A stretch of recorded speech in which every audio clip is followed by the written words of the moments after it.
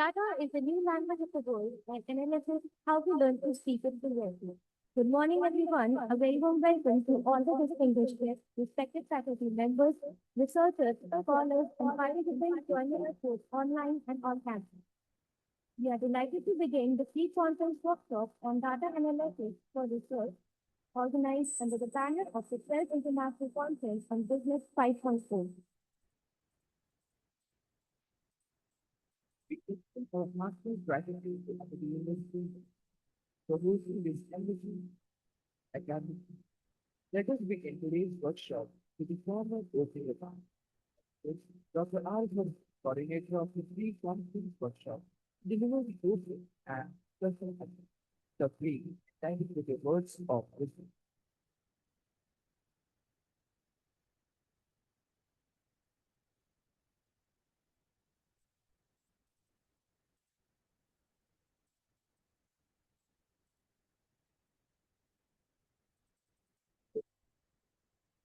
हरियाणा मनोरंजन नाही पुस्तक इंडस्ट्री the शक्ति means but again something by effort, not only by speech or desire.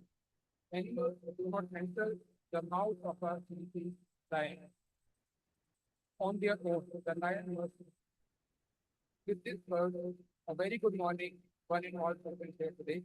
This it is distinct honor and pleasure to welcome our esteemed speaker, Dr. Rohan Bhatta from Association of United, respected employment Professor Dr. Mr. Natani, HOD Madam, dear colleagues and participants. This workshop is designed an integral part of the lead of the 12th International Workshop on Business 5.0. In the rapidly evolving landscape of research, the ability to effectively analyze the complex data is no longer just an advantage. Over the next few hours, we will explore powerful tools like TLS and Vivo. This is a golden opportunity to enhance our skills and engage in full discussion. Whether you are here on campus or joining us virtually, your participation is invaluable to us. I extend my heartfelt gratitude to the organizing committee and our speakers and for his time and effort in making this event possible. I sincerely hope you will find the session insightful and you will carry forward the knowledge gained here into your respective research endeavors. Welcome once again and let us begin the journey of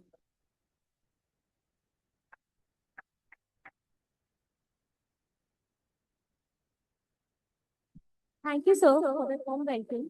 Next, we have with us Professor Dr. Bhupendra Kumar, the organizing secretary of 12th International Conference, ICB 5.0.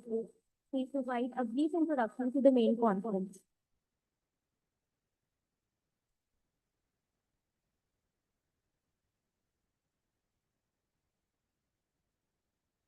this part of the we welcome our delegates. We are glad to have you here today. We are thankful for our choice.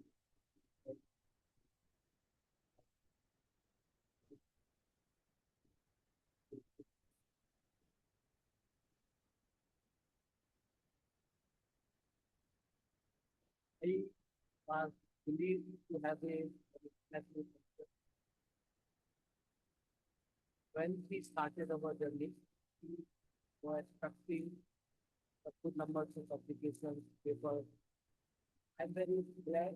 I'm very glad to share that as of now, we have received much more better than. As of today, we have received 480 Microsoft CMT submissions, only Microsoft CMT. If we consider other direct emails or other platforms, as we did not consider, we requested them to go for the Microsoft CMT. We have got registrations more than 415 as of today. Still, we are running.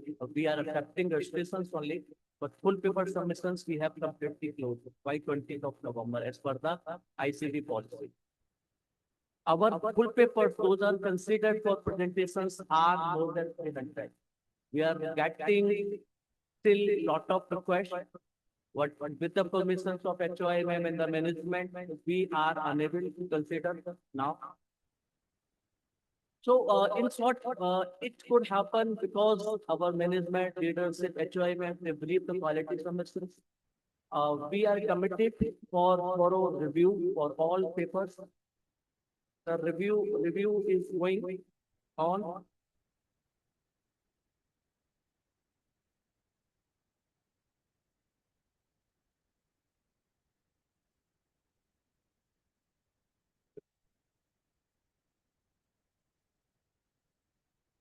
Yeah, the review is going on. Already we have a good numbers of reviewers. I'm thankful for Dr. Nitin Charan. He is managing our Microsoft CMT, the review part. Thankful for Dr. Pooja ma'am. She is also coordinating well with all the reviewers. Previously, we had one editors, one clarify to that section. And our today is the pre-conference workshop. We planned it just to ensure that all the submissions, those are lacking qualitative and the quantitative analysis. Most of the conferences, they are having the papers, they are having their own vision, lot of other things, but we in core had a vision to make ensure that all the accepted full papers, we are in positions to make it published into the Springer nature. And for that, we already have a contract. If your papers are accepted, as per the Springer nature standards or as per the editor's final decisions, we assure you that we will get it published. So this workshop with the thorough study of the SPSS, AMOS, and Vivo, some of tools are the quantitative, some of tools are for the quantitative.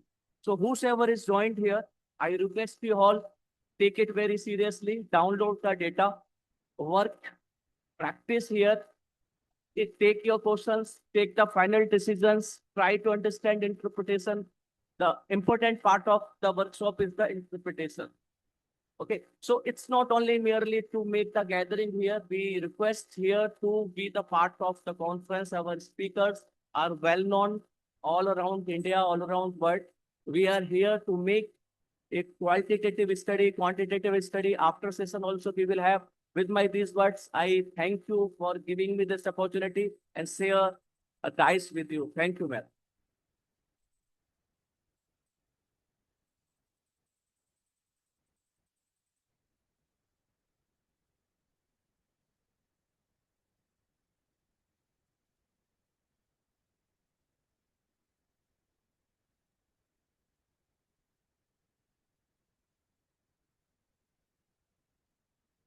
Thank you, sir. We are honored to have a highly knowledgeable speaker with us today, Dr. Rohan Balla. Dr. Rohan Balla holds a PhD from FMS, Jamia Millia Islamia, and is a gold medalist in his master's program, an executive alumnus of IIM Kodikor. He is certified in advanced analytics, academic research writing, and has completed an advanced research course from Mid Sweden University. He coordinates the India chapter of the International Research Symposium in Service Management, IRSSM, and has over 30 publications in Scopus, an ABDC listed journal, edited books, and renowned publishers such as Routledge, Springer, ITI Global, and Edward Elgar, and Palbrew Macmillan. He also contributes to consultancy projects, including those with EYI and the government of Uttarakhand, and serves on the editorial board of journal Tourism Future, Opus Q1 ABDC, with 2 patents and 6 copyrights. Dr. Balla is actively involved in international collaboration, including a joint ICSSR PICS research projects, and is a frequent resource person from FDPs and academic programs at leading institutions like PHU, Vishwakarma University, Jagra Lake City University, PIMR Gwalior, and the Institution of Engineers India. His expertise lies in qualitative and development research using multidisciplinary approaches, with interests spanning research, philosophy, psychology, sociology, spirituality, emotional intelligence, sustainability, rural and religious tourism, mental well-being, gender and urban studies, and organizational behavior.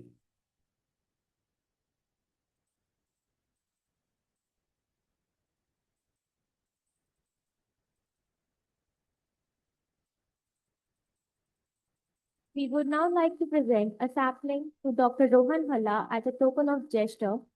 I would now request HOI ma'am to do the honors.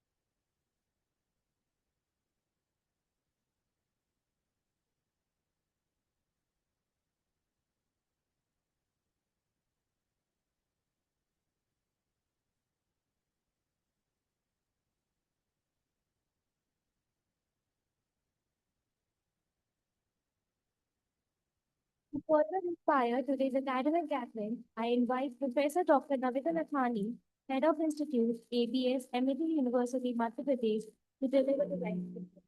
It is expected the force behind the family.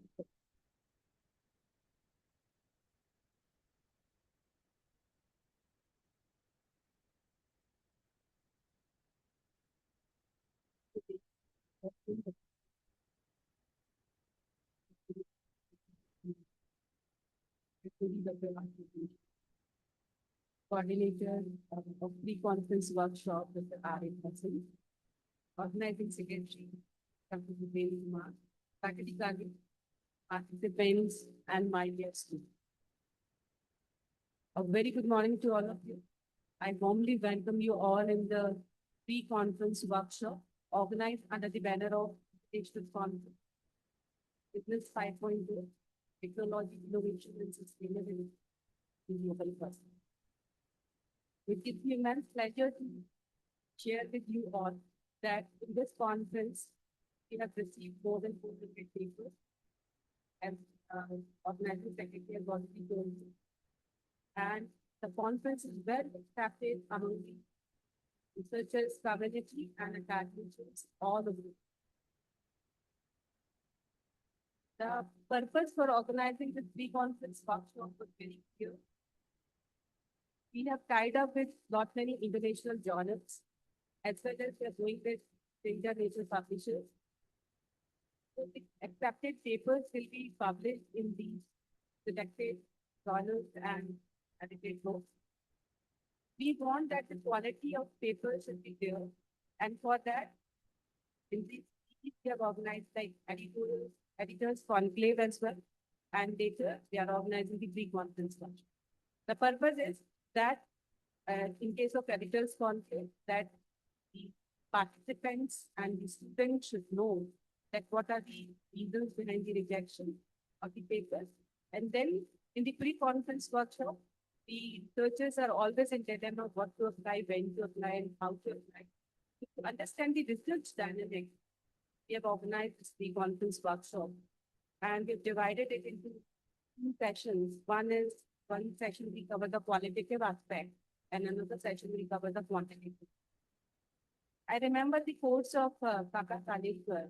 He's a great social activist, and he once said that the whole world is oscillating between the thesis and antithesis of a particular thing. Why I'm quoting this here?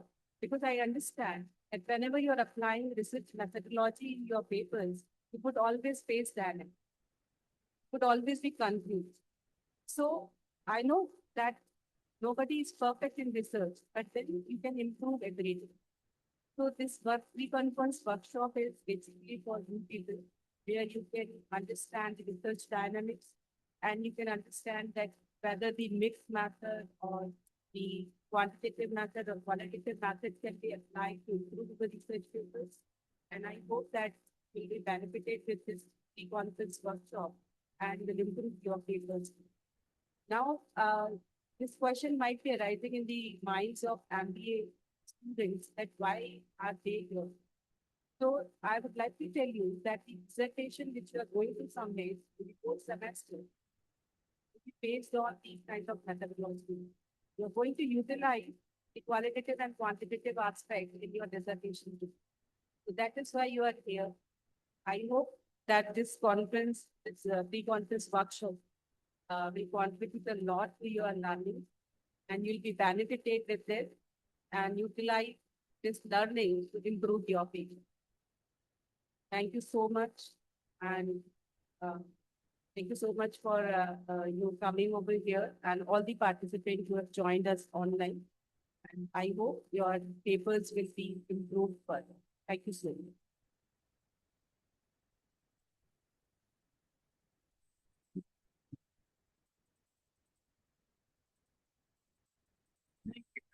For your encouraging words and constant guidance. The moment we have all been waiting for is here. We begin our first expert session. I invite Dr. Rohan Balla to share his expertise on qualitative coding and data management in NBO software.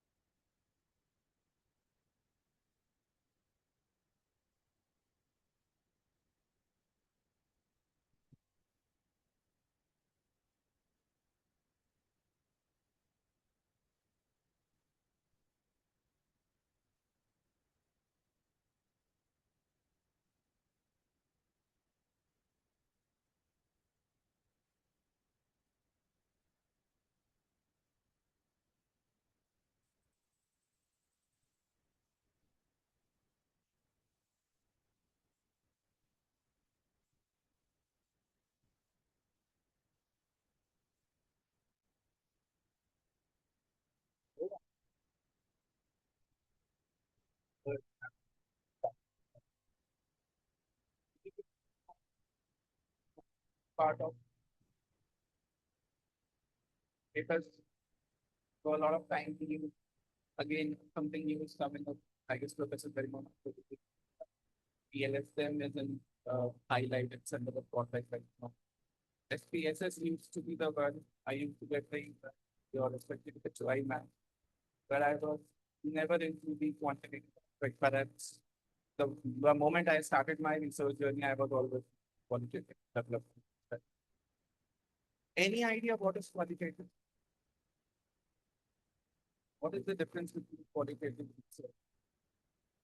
And we will have a dialogue throughout my session. I don't want to make it really boring that I will speak to this. I will speak the dialogue. I hope you all are the अभी तो lunch नहीं हुआ है. Let me make you sleep after some time. So yeah, क्या होता होगा qualitative?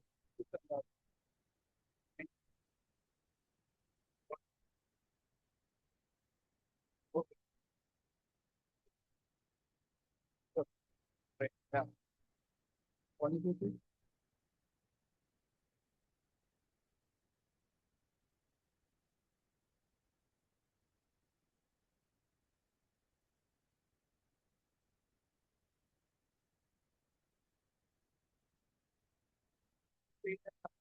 Not measure response.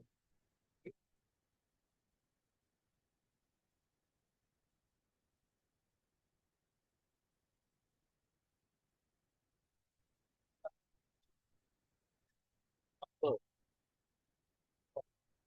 partially correct. Any case, that one fix well that's of what is qualitative.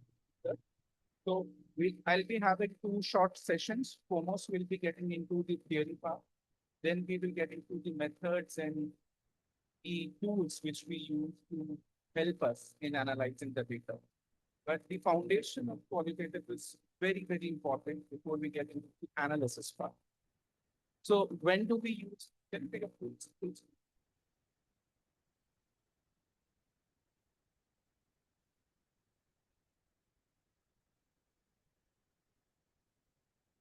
So when we talk about qualitative research, it's very, very basic, very simple, three keywords. When you wish to understand emotions, feelings, and experiences of people, you have to depend upon qualitative methods. Because this is something which cannot be measured in numbers. For example, if I have to bring a view of a story,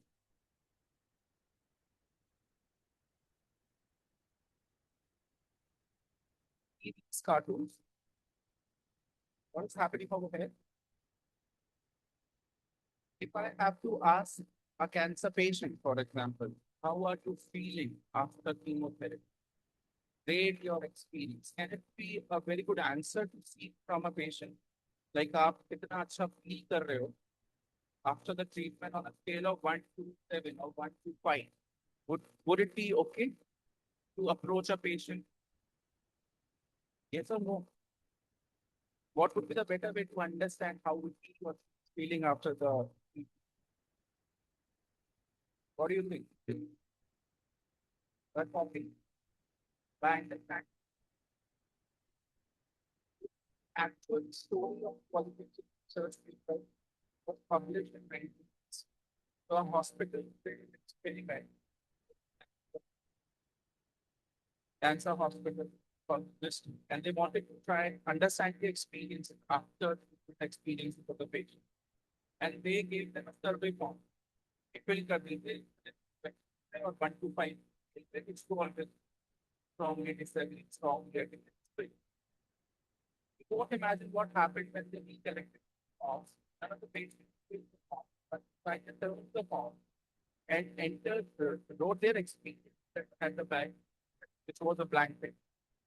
Getting what I'm trying? That is the time when a lot of sociologists, a lot of managers, researchers paid attention. That if you want to understand experiences, maybe of a customer, consumer, marketing area, or maybe of anybody in any functional area of management, the voices of people is also equally important to understand how they are. What are their lived experiences? What are their emotions? They do not wish to convey numbers by rating. And that is how qualitative came in.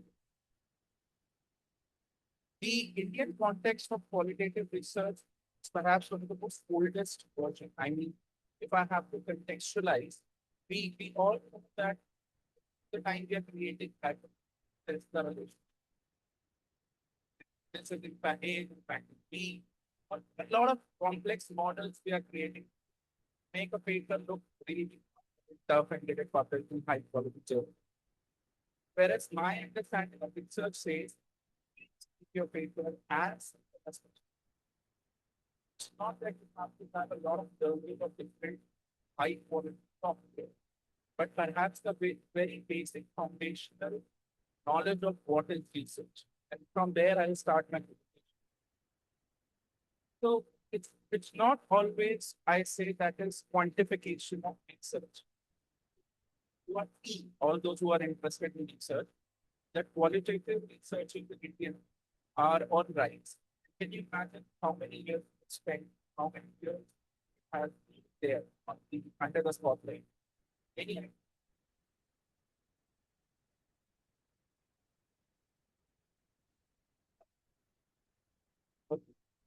qualitative is giving highlighted the segment.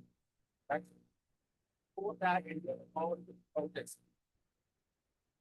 There is another other software wherever where people uh, go by. It was always above my head. But then there is a trend for data research where we should apply mixed method without understanding the foundation of quality. It's not only about interview, but identifying the right problem, creating the right problem statement, and then applying an approach. Qualitative research has a lot of approaches, which we will be discussing. But when you apply one, that is the most fundamental question which comes in qualitative research. So we'll evaluate that part as well. The most important word is at the bottom of the slide. Head. Okay. All of the but in qualitative research, nothing can be solved out. Particularly two approaches such as the graphing or grounding theory, where you also have to consider the state of the individual who are in, who are activity, or who is a participant in focus group. So I'm using a lot of big words. I hope, and I'm sure a lot of you are not aware about it. We will get into it. Just keep noting. Are you aware about it? That is not using these terms, but please keep taking them. The foundation of every research, be it mixed, qualitative or quantitative, starts with ontology, epistemology. A lot of researchers around the world are still a lot of maybe having A category or B category paper, but we are still not clear with the foundation of the research. What is ontology? What is epistemology, axiology, the authorical? Let's understand this because I guess my other colleague who will be covering the sessions after that will also talk about it. This is basically the foundation of any type of research wherever you wish to attend or wish to write a paper. Now, please understand what is ontology. In ontology, we try to understand the nature of the topic which you are covering, the idea which you are generating to write a paper. आपको idea आते कैसे? You are writing a paper before or you writing paper. How do you generate ideas? आपको कैसे पता पड़ता है कि मुझे इस topic पे काम करना है?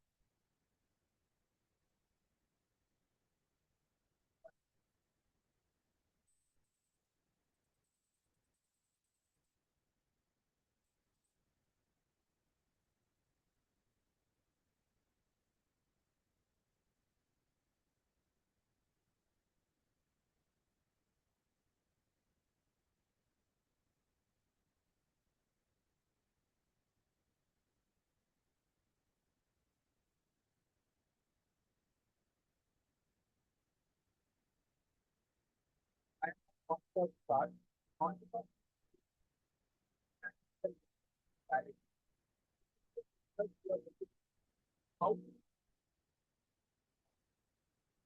if I of this topic, can I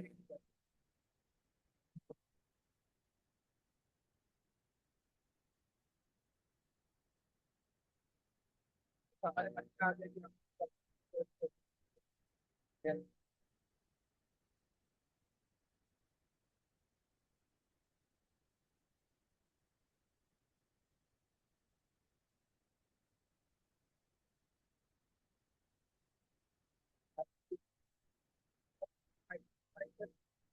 the research area, the research topic, we have to get it trained in picture. I always call popular article. So when COVID happened, COVID is basically a phenomenon that happens in the world and it has impacted different dimensions of life around the world. Especially अलग impact हुए the organization size से अलग impact होते हैं, that is not big. But how, what you know, like, ontology, right, and the of the app.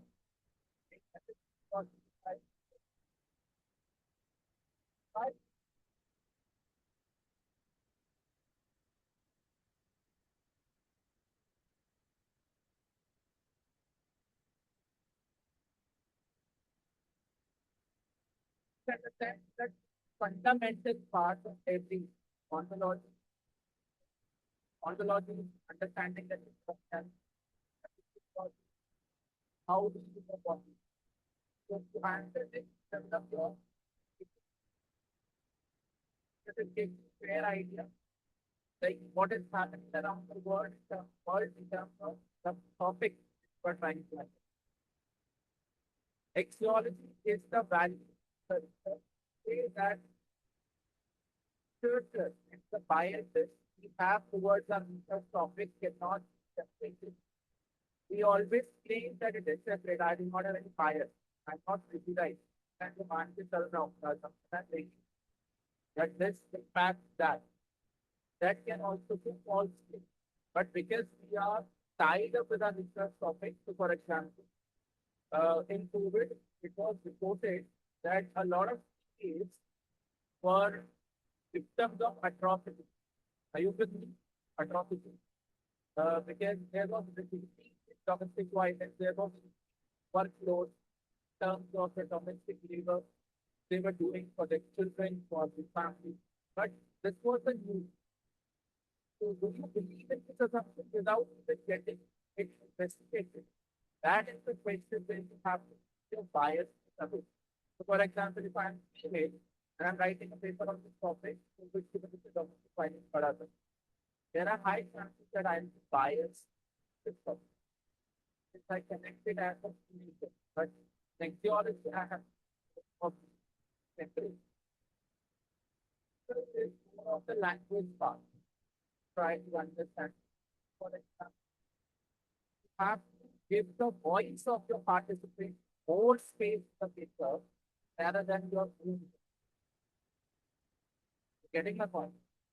The paper highlights experience the voices of your participants, the person whoever you are interviewing or whoever you are researching.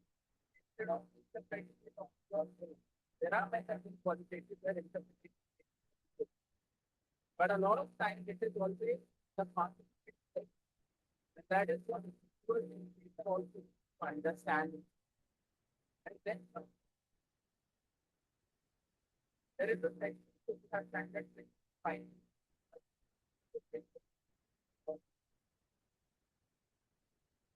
There are outright qualitative. But under the methodological aspect, there is a difference between one method of the term anonymous is incorrect. Methodology is the design how you are approaching the central problem of the किससे बात करेंगे कैसे बात करेंगे सारी चीजें we can and method Method is again divided into two aspects. Method of collecting data and method of analyzing them. So methods are a part of the bigger picture. Because the whole design of the development methodology. ये पता है थोड़ा बहुत boring लग रहा होगा, but more we are getting into the picture. Let's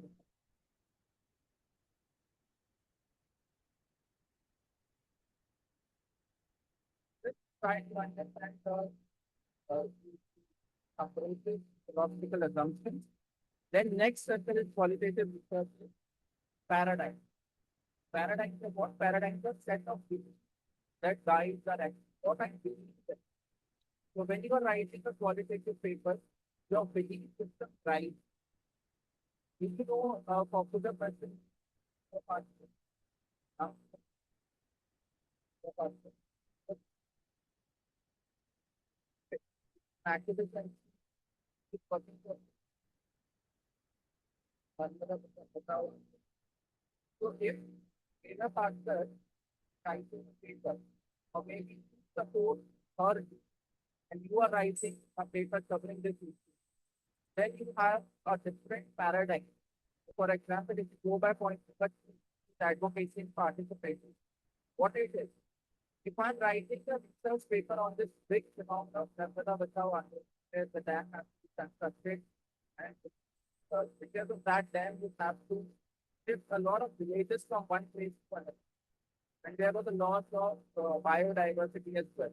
Against this, with a faster and what development के नाम पे हमें गाँव वालों को shift नहीं करना है, विस्थापित नहीं करना है. This is what we do. Now I want to cover this because I want to write a paper. My paradigm would be pointing for the advocacy. So the style of writing the paper will change based on the paradigm. Are you getting it? When I'm writing or approaching a particular problem, how do I decide which paradigm I have to apply?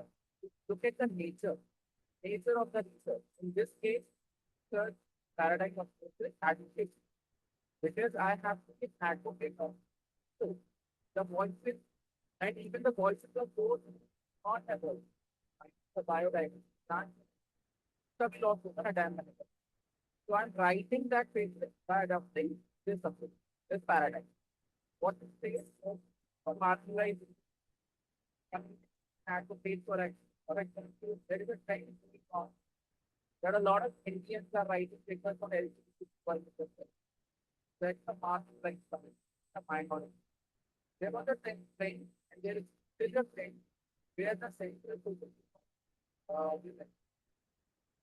If you are writing about such issues, the best paradigm to adopt is and because you have the voice of the world, you have to compare. There is a part that is how to decide the right. So most people force for the common paradigm of science and it's more scientific. Right? Quantitative have to have this paradigm. Scientific approach which tries to logic. Something that you say, the impact you say, what's the fact that you right? Approach paradigm of there's an inquiry that is science. But it is that you are constructing something. For example, if you need the third one, right? The multiple and the researcher has to for the complexity. A lot of but all of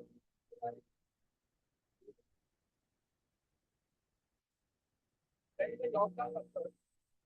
You calculate it, like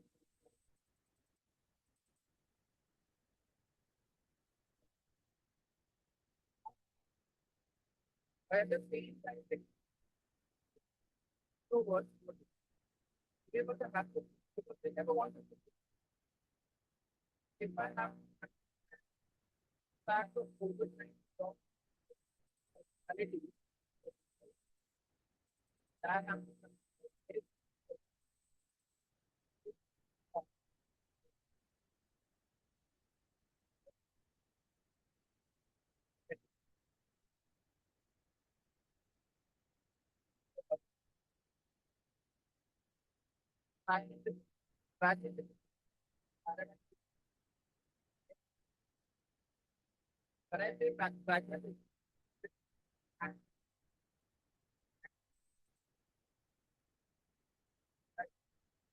What is the output of that? It can be out whatever that time fragment is the important. Or it will find quite different.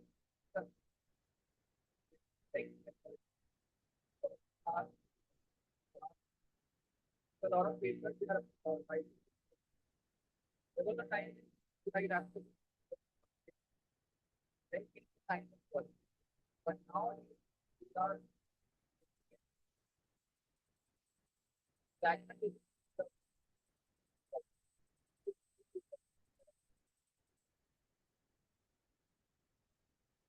very difficult. I so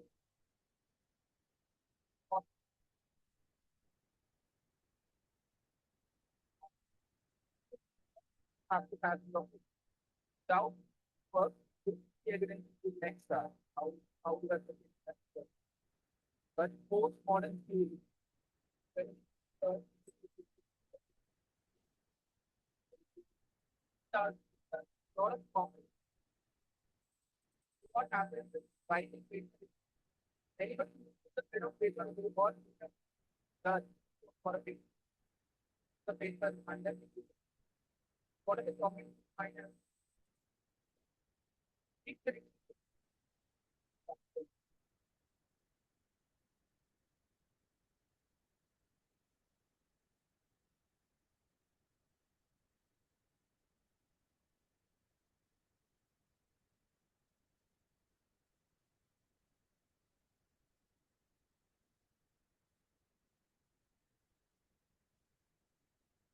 but that's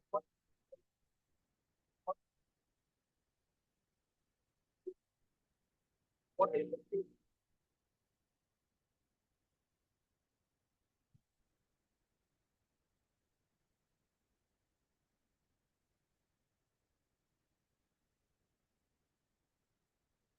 now I can so when you are talking about theory, I'm getting better now. All right. When we are talking about these theories, let's get into the theory part. Yes, whenever we have paper, particularly the literature review, you have to have the theory-driven approach. Which theory you are using already, or if you think that you do not have any theory existing or the right theory to justify the data and finding.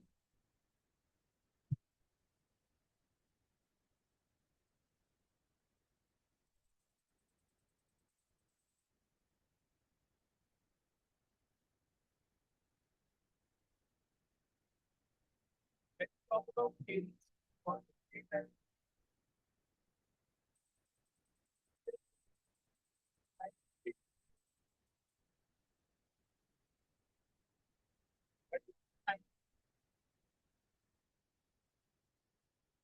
That is the time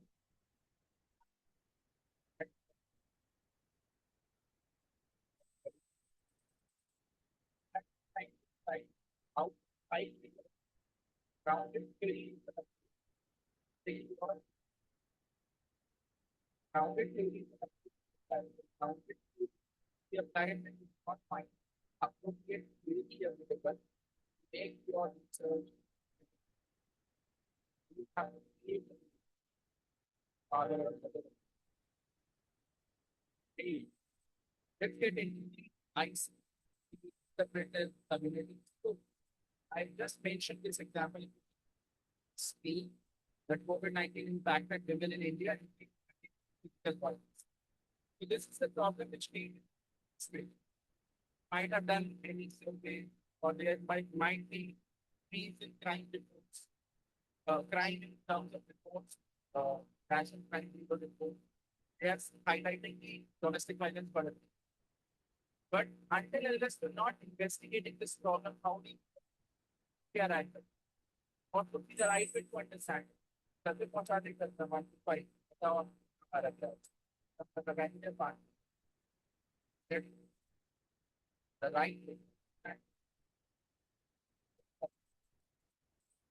get you are trying to understand all the issues depending most of the time in thinking might be overburdened or maybe possible that their husband are fired job if you know that in lockdown a lot of people lost their job.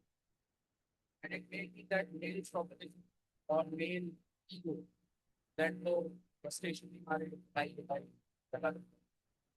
But how do you know this? Until unless you're not approaching the women or interviewing or trying to think a group of 10 people, 10 women, discussing their only that is what the biology is actually focused. When you are taking discussion, a kind of panel discussion, and coming together discussing what is happening in their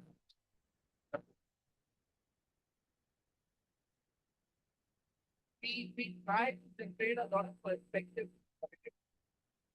that is something I not giving something is not the world. You are giving the result for example. I received a comment to our Batar and higher than writing paper on coming out experiences of helping. When they come out with your families and friends, जब वो अपनी identity disclose करते हैं, क्या आपको accept किया जाता है? This is the thing. The result is we deceive. But if you are saying that, what is the purpose of writing the paper? Trying to accept me, the violence connected. Then we justify it. Think about what was different.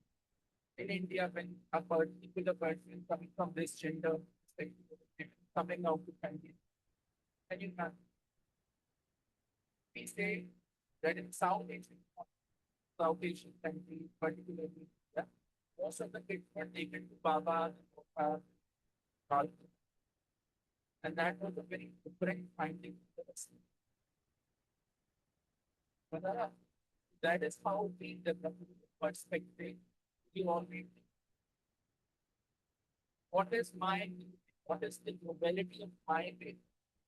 That identity.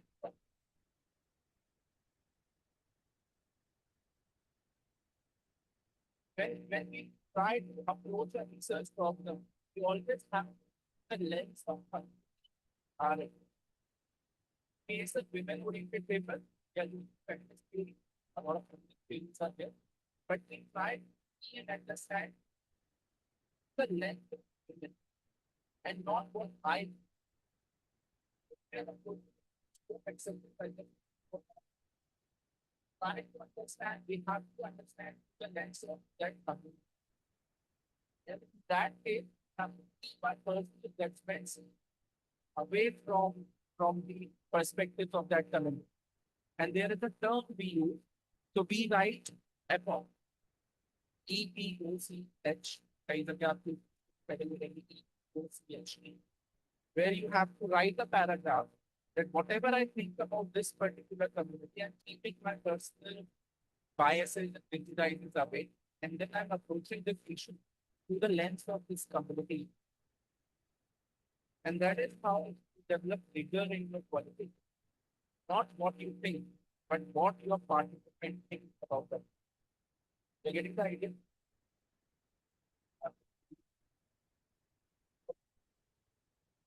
So this is one of the trends. I'm just opening a lot of trends in terms of how and what kind of papers are coming up, qualitative methodologies. DEI is one of the most interesting area. And this again came to the central light after Trump being the president of the United States. You know what it is? Any idea? हम दोबारा राष्ट्रपति बने क्या हुआ? 1.8 he wake up and he said 50%, 100%. That is what he does. But he did something else. The first executive order from Trump has President signed the United States was and there is no other executive.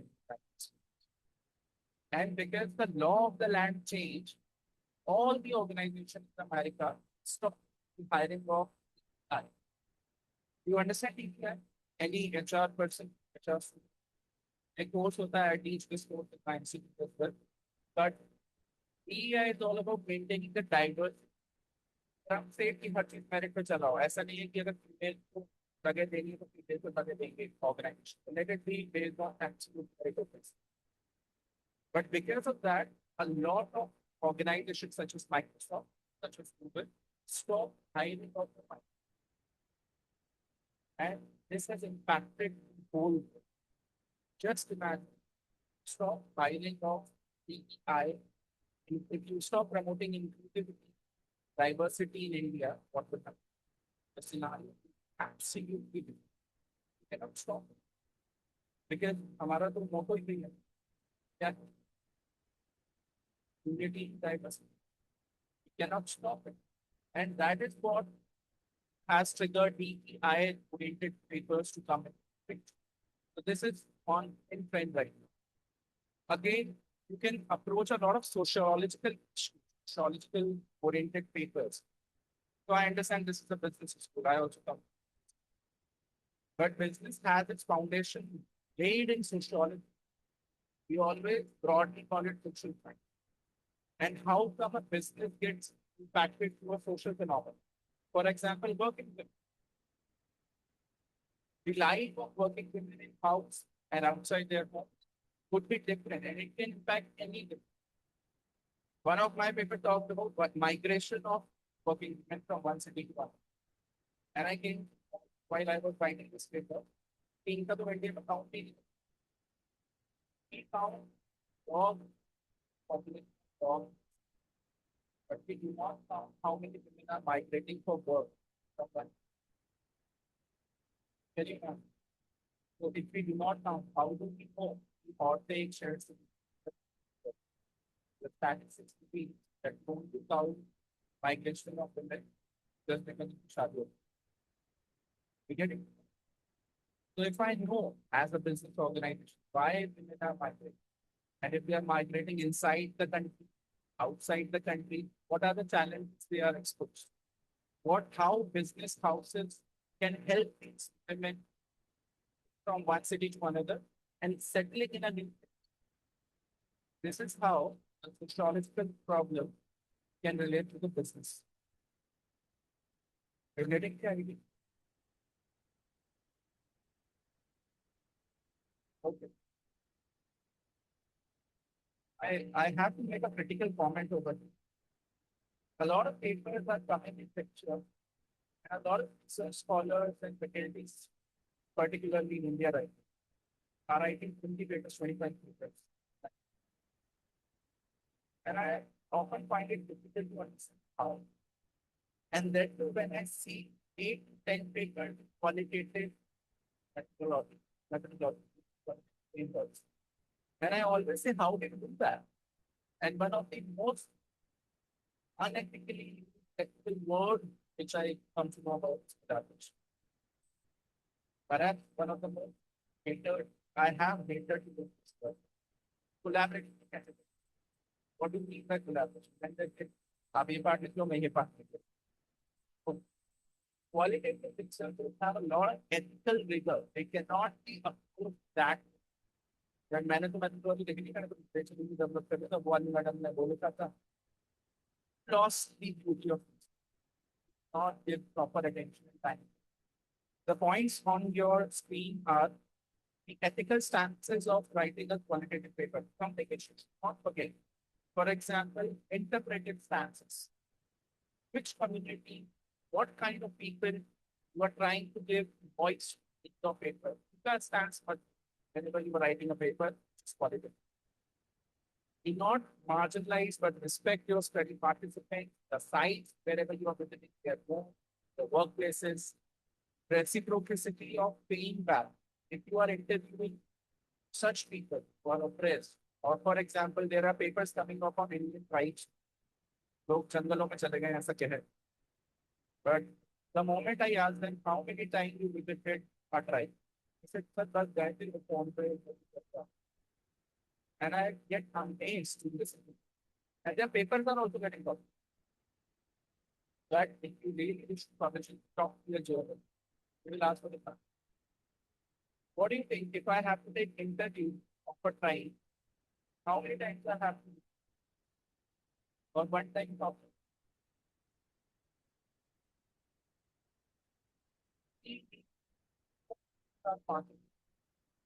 Once, but one of time. And when it comes to understanding the lifestyle of a tribe, other method is where you have to be live with them, stay with them for certain days. Then only you can understand उनका सोचने का तरीका, उनका lifestyle कैसे चलता है. Because the essence of qualitative research is observation.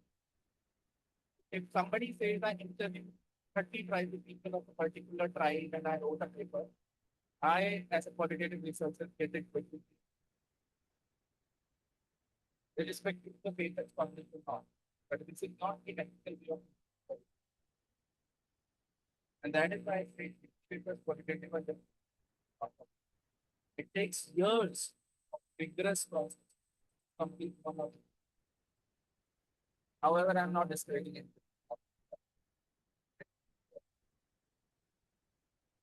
So, I'm not getting, but again, postmodern is a perspective which we use.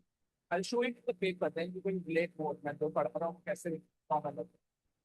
This is one of the perspectives which we use while we write paper. Postmodern says that there are people who are armchair editors. काफी बड़े तो लोग हमारे साथ the moment we turn the camera. A lot of people are talking about changing time. But is this the approach where they say you go on, you carry on, but many I am not part. And there are individuals which you have to consider them as what are they saying while you are approaching? What are their viewpoints that have to be a part of it? So this is again one of my favorite authors. He's a French philosopher, Jacques Derrida, and he gave it to me in the modern philosophy. सबने software और Adam काम किया होगा. Jack का नाम. Jack कहते हैं कि talk about reconstruction, but we do not understand reconstruction. Every word can have. So if a person, if I am that kind of sexual harassment, like and dating. So if I mean how women are harassed by the world, so she may be because of the love that हो सकता है उसमें कई बार काम कार्य करना बोलने से some voices, some drama, but I have to write it that would allow context, not always the words, but emotions in the word. Sometimes we say I was uncomfortable, but the meaning of uncomfortable. You're getting what I'm trying.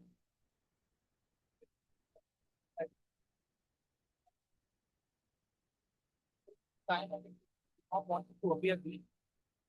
That I don't. But what is the level of uncomfortable? So at times I have to get into the vocabulary and reconstruct. This is what so, for example, any student who can read this image, except from the letter by a class 10 boy who died by suicide. Actually, no. कोई पढ़ेगा ना कि हाँ बिल्कुल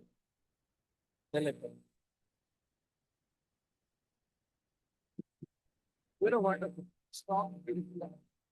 Don't care about what religions say. You're the best mom.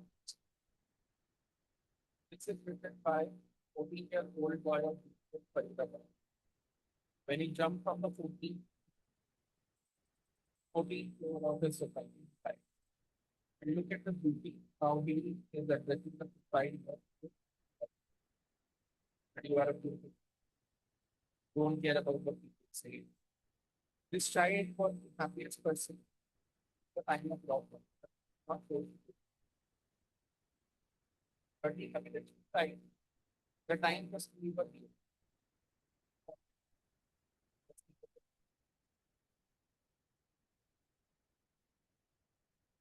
case is still pending. Rather than fighting this case. But can you make sense of this letter? Boy might be doing? This case will be happening all the very painful letter. It is a minimal case. But look at the words we try to give credit to the mother that when I'm not there, I still love you. But it doesn't mean that the boy was not there. So in qualitative researches have to cover this. You have to understand the depth of what an interview is saying, what he's trying to convey. समझ आ रहा है? I hope all of you are the.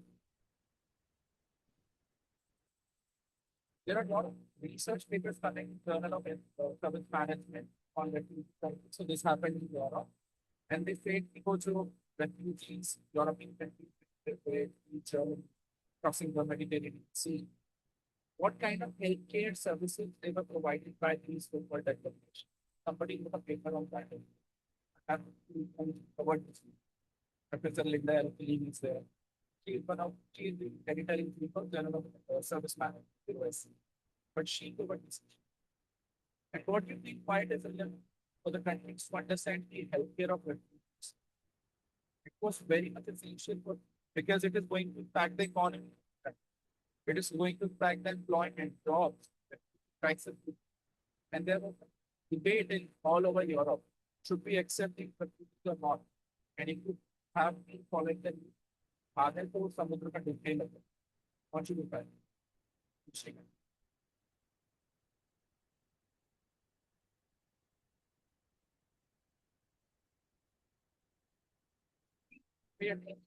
point two when we talk about what we are trying. We are trying to understand exploring properly diversification of the women and the institutes which are responsible for their rights.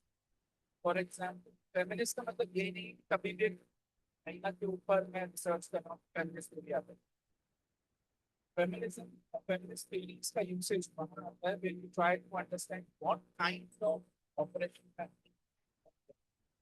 Or perhaps if I have to use the most relevant thing, that could be what? अभी बहुत सारी महिलाओं ने कुछ drum में बंद करके मतलब और फिर एक तो हनीमून पे लेके got it? So the approaches feminism and feminist being challenged. It doesn't take away the plight of women away, but India में narrative India में आया, which says वो इंदौर में तो रावण का पुतला भी बना देता और उसमें वो 10 women, those who killed their men, who are based on that Ravan terrorist 10 men. And then the High Court had to intervene and stop. ये भाई ऐसा वाला Ravan. The whole country was against stealing. I'm not saying what they did is right, but look at it. If you try to approach it through research, it says कि अगर 10 महिलाओं ने एक बार में इतने सारे husband और शौहर को मार दिया, तो it's a state. What about the suffering of women was intriguing? And how many women you are still killing? What are you cannot undermine. You're getting the idea. Feminist feelings are required to be challenged time and night again, based on the context, based on what Grey literature is offering us. Do we see, so for example, if I say that women with employment and self-dependency are leaving the men because they are more dependent upon them. They are in place in the reverse system. They can sustain surviving on their own. Can I study that? If I'm studying that, the approach I use, then there are n methods which I can use or I can develop my depending upon the nature of the data.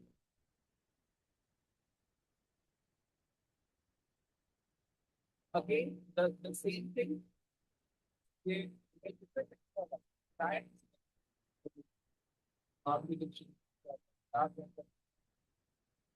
Warriors is ज्यादा दूर नहीं है. This was based on the real time character. I guess it's close to power. Where this women group, self-help group, stood and stood against the domestic violence against the tigers, the spaces. And in fact, through movies, they got their representation because of that is what they find. That when these film films, like people who get the to be critical based theory goes in. When we try to understand critical failure, critical ways, then what is the kind of critical race? For example, if I'm studying Black American or Black American women, or in one of my research paper, I spent a lot of time on with Israelis. We are the race thing, or how a particular how a particular race thing, why they are behaving a particular. I know this I wonderful race. But we will get to understand it in the into a question collectively. Why do we study that? What the first that on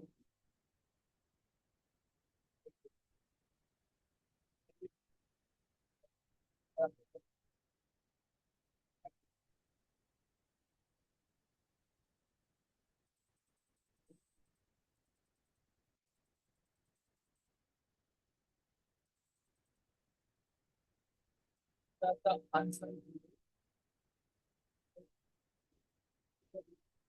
of the story of Catherine.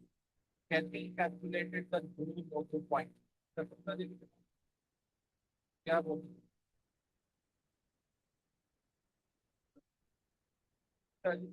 हैं NASA of the biggest of the 1960s and 70s. And there was a race between the US and USSR. Who is going to reach new space? Who's going to reach new ports? So space race between USSR and US. But who calculated how to go into space, how to change the orbits? It was Catherine. And this is the NASA system. So, yeah.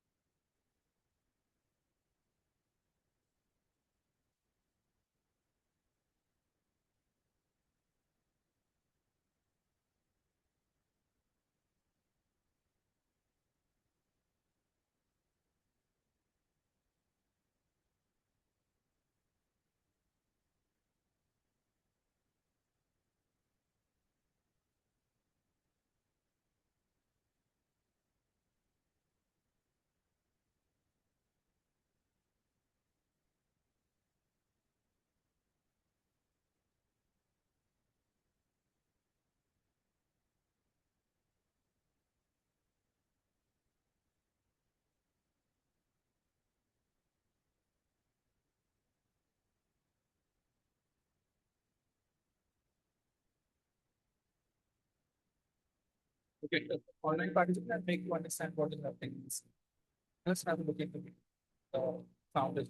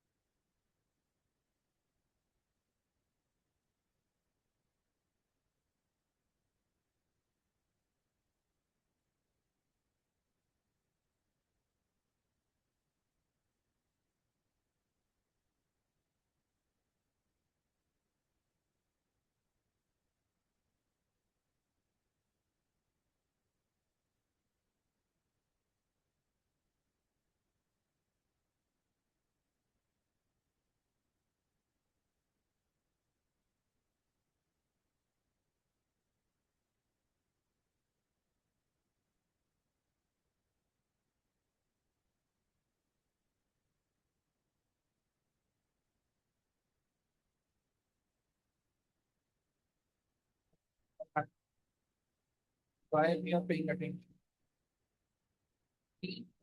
That's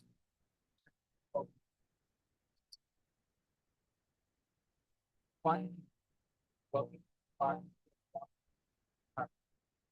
that begins back. There are two layers. Actually, all side that were clean. Clean. They are the right. Identity of right. One women, that and about more colored wash inside the tank has to walk to the mines. Because it was not even allowed for the women, to the women, that they can use the bikes, go and relieve them. She had spent 40 years. Just go and relieve them. This is what it's going to. Let's see, I like some bore, but when I get the way it's still do the kind of still help us. A separate cup for still get me. Right. Sorry, mummy, take care of me. Some type of a same happened. Absolutely. And the way this lady shouted, getting on the boss. Boss has not taken how dare you talk to me like that. The moment you shout from another time, but not everybody can take it. That's where it happens. What he did, he instead of getting onto the ego, he removed that label, colored one or white one. Say one simple line. There has to all be simple. There's no difference for the whole. Right. But this gives the idea that whenever you study the layers of identity, perhaps you have to get into the community lenses that you have to see problem to problem. Now if you connect what I just narrated in the website, तुम्हारे but when you write a paper, you have to see that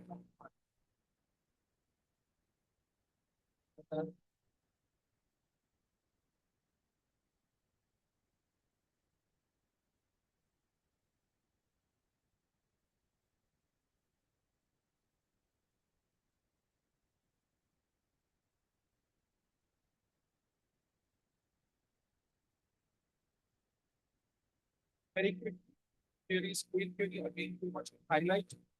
We recently had, not recently, it was long back, sector, Noida, place where I come. The LG station where all the workers, the employee are employing the factory. Now, if I want to make a study, can I use the space? I can and should. I should. Why the development was higher than get one station dedicated to that? And this is how it looks. All rainbow colors. Why are they doing it? Why are they giving space to public spaces? Because there are changes in law of man, there is a lot of acceptance coming up. And that is how the generate an idea for writing paper. But if I want to write this paper, I have to switch to this. You're getting the idea identify what kind of queries I have to do depending upon the problem. Because I have to see that problem from the density of that problem. Okay, I'll show it to you with that. This is one of the papers. It's me and my co-author together wrote way back in 19 from Northern. It was published in 21, but it's more about 19. Now, if you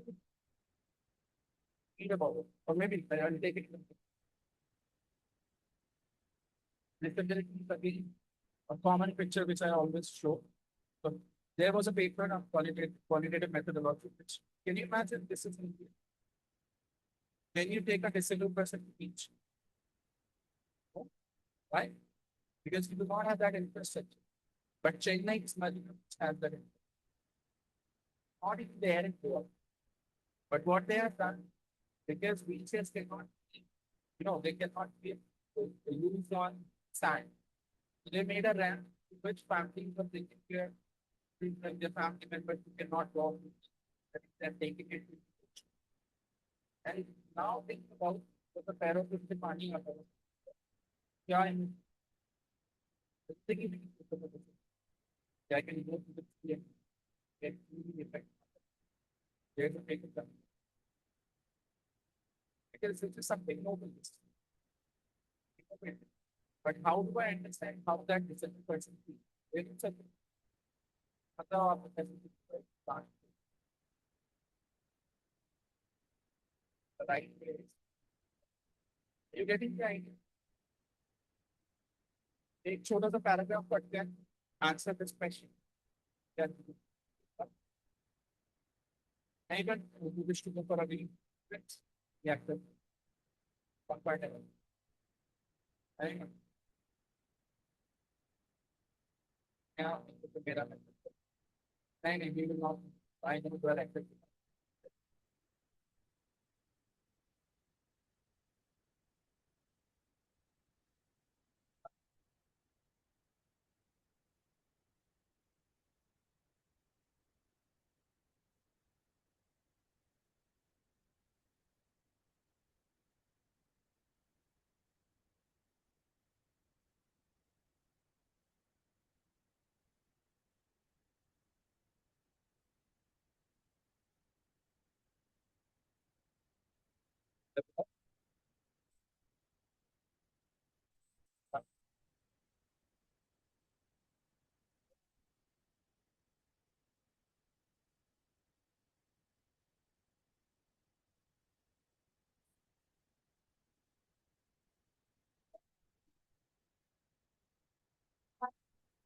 They are doing them and get involved in the country fulfilling their sort of diversionary that tense and stressful situation lead to the depression and PD of young soldiers.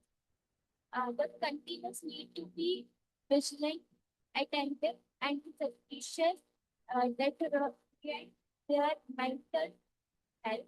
Horrible sights like a poor diet, the death of sleep, and the absence of basic amenities add to young anxiety soldiers. What are we trying to study this paragraph? About whom we're talking, right? What we do you know anything about the fight? There's an ongoing war between Israel and so what is the average of 2020? This is the age group. In Israel, the moment you attain the age of 20, so for both the genders, male and female. For female, it's 2 years of male. And they have been instructed, they are always instructed to short, doesn't matter, even if it's a child, you have to finish with a point blank. They have been ordered like that. But at your age in India, 18 to 20 is the age period with that mentality, the formative years. These are the formative years of your age, where you are building relations with a man, person, husband. These people are killing children. Now, what impact? इतना bloodshed देख चुके होते हैं and they develop a mental health called PTSD. And then you have to get relief from this health issue. Where do they travel? Jews are not very much accepted around the world, except United States and Canada, but they are favorite travel. And they come to India, get healing, and they travel from Jammu Kashmir to Himachal. Then they come to Mathura, then they move to Pushkar, then Pushkar to Goa, then they end their journey. So I decoded this map in this paper, but I spent almost 7 months to traveling with them. I have seen people jumping into the river just by my side when I was walking. And this was the issue with Israelites, how to overcome the challenges of their youth because they are under heavy of drugs, which is easily available. In India. How many people want to go to Kasur by?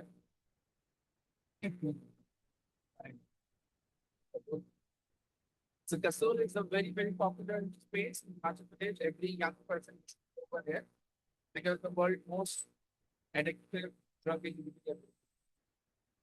और Israel क्या अच्छा करके रखा कि ना किसी को नहीं चला है but there are a lot of things.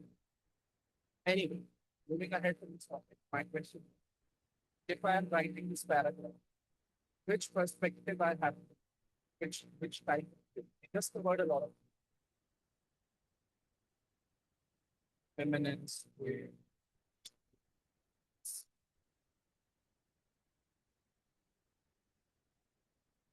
We are talking about rights. Rights are things.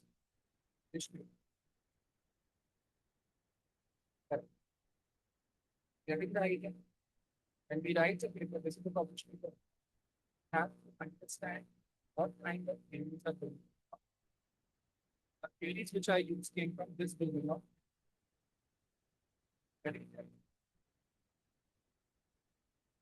very quickly again. Next time, that's we'll have to get to talk to you. There are approaches to inquiry. Qualitatively, we have 5 major approaches when we develop our method. The narrative, phenomenology, grounded theory, ethnography, and another method is case study. Case and not public today. Correct public. हम क्या करते हैं? Narrative. So, for example, I wish to write a qualitative, but how to select which approach I should apply? On based on which approach I should develop my methodology. How do you decide? Narrative लगाओ, phenomenology लगाओ, ethnography लगाओ, case लगाओ, क्या लगाओ? How do you identify? So, for example, if you have to write a paper using narrative approach, you have to see आप क्या data collect कर. Wings of Fire is written by whom? If I want to write a paper using autobiography, the autobiography is a life story of a person. I have to do that. Because the narrative of what we use is stories written by a person, stories written on a person, and the narratives of people when they talk to each other, there is a conversation, sets of people being use narrative. Okay. So narrative could be a short story, the whole book, or maybe a movie that you wish to write a paper about later on. However, this is interesting. When we approach narrative, we analyze data in 2 ways. Two ways are analysis of narratives and narrative. These two are different. Very few people in very medicine. They use it from. तो अगर मैं narrative approach लगा रहा हूँ, मैं लोगों के narratives को study करना चाह रहा हूँ, तो मैं क्या करता हूँ, मैं लिख देता हूँ narrative and doing narrative. but कई बार analysis of narrative. How to understand what is the difference? The difference is when you are understanding the whole story and then you are developing the themes out of it, which we do thematically. So that's analysis of narratives. But when you are understanding different themes, parts of the story, then developing a new story in a chronological order. We do it in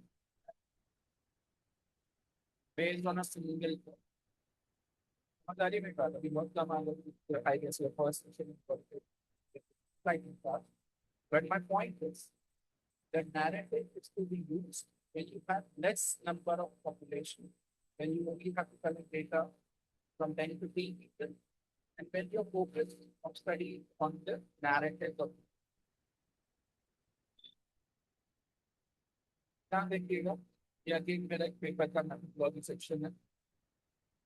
The authors apply qualitative research design and preferred narrative approach as a subset of qualitative research to bring to light stories. Let's say of examination. Qualitative research is preferred over the structured survey method as it allows the study participant to explore and express their emotions and experiences. Then focus on the next line. Narratives are based on discourse composition that brings diverse events, happenings, human life actions together and draw the thematic to unified goal-directed process. So what I'm doing, first I'm giving the justification why I'm using qualitative. Then I'm giving justification out of the qualitative research, which two I'm using. That is one. So I mentioned over there that I'm using narrative and I cited the help of one. Getting the idea. It could be done with let me take that now. How to the problem with narrative to understand the that that is the right. Take the start the narrative from the example so we can apply narrative. But if I have to understand, for example, again, I take example of it, I want to collect the data from 50, 60, same example, domestic violence. Then which approach I think? Phenomenology. And I think why? Because phenomenology, phenomenon, in fact, they take an act under which we are trying to understand the life story. This case, what is that might have happened, that happened, and how it impacted. We are applying for, and the sample size has to be slightly larger than the narrative size.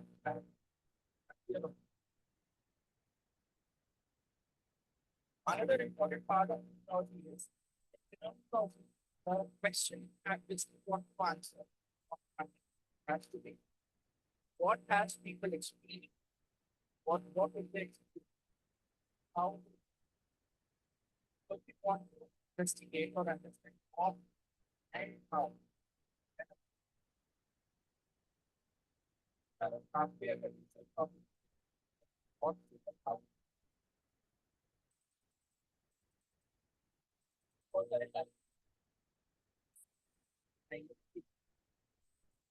category. Father of technology is Edmund Haswell, अगर किसी ने नाम सुना हो Haswell का. और उन्होंने जब फिनोमेनोलॉजी डेवलप किया था, it is actually the scholars who changed it, who transformed it into the research methods. So Mustakas was a person as a scholar of Edmund Husserl. उन्होंने एक स्टाइल बनाया फिनोमेनोलॉजी का जिसको बोलते हैं transcendental phenomenology. In transcendental phenomenology, what we do, we try to understand the descriptive part of the participants whom we are into. आप descriptive में जाते हैं, आप interpret नहीं करोगे तभी क्या कहना चाहते हैं. You're getting the idea. When you are trying to interpret what people say, then you are going into the different approach, which is point number one, hermeneutics, where you are interpreting the data. ठीक है, वो when मैनन का method था, but the second method was developed by Mustakas, which is translated. You are only mentioning what happened, how it happened. Descriptive. You're not interpreting. You are just mentioning it as it is. This is the purest form of phenomenology. Are you understanding phenomenology and two ways of approaching it? Grounded theory, please understand again. When you do not have any existing theory to make your findings understandable to the world, then you have to develop your own. Okay? How do you develop a theory? You have to start from the scratch. जो आपने data collect किया, उसी को back and forth visit करना होता है. उसी में impacts create करने पड़ेंगे. उसी में काफी time लगाना पड़ेगा. Then you develop. I'll show you. This is the work of my PhD. I'll show you. I use grounded theory because I didn't find any theory getting close. So I had to develop it. How I developed it, let's see. इसमें हालांकि I'll tell you the name if you wish to write it down. In grounded theory, we have Glasser and Strauss as founders of grounded theory. They were the sociologists. Then उनकी एक scholar आई Kathy Charmas. उन्होंने constructivist grounded theory बनाई. And then there are a lot of people who came into the grounded theory. But थोड़ा different. But the basic bottom line is that you have to develop your own theory to make the data understandable. Please ये ध्यान रखिए. Wherever you are writing a qualitative paper and you are using interviews as a method of data collection, आप क्या करोगे? कैसे data collect करते? Quantitative और कैसे analyze करते? Anybody who wrote a paper.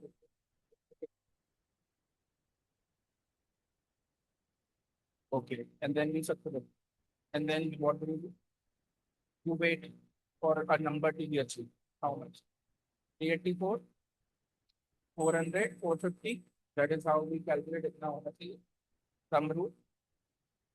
और फिर जब वो एक साथ आ जाएगा फिर then we start the analysis. One thing to make a how do we analyze?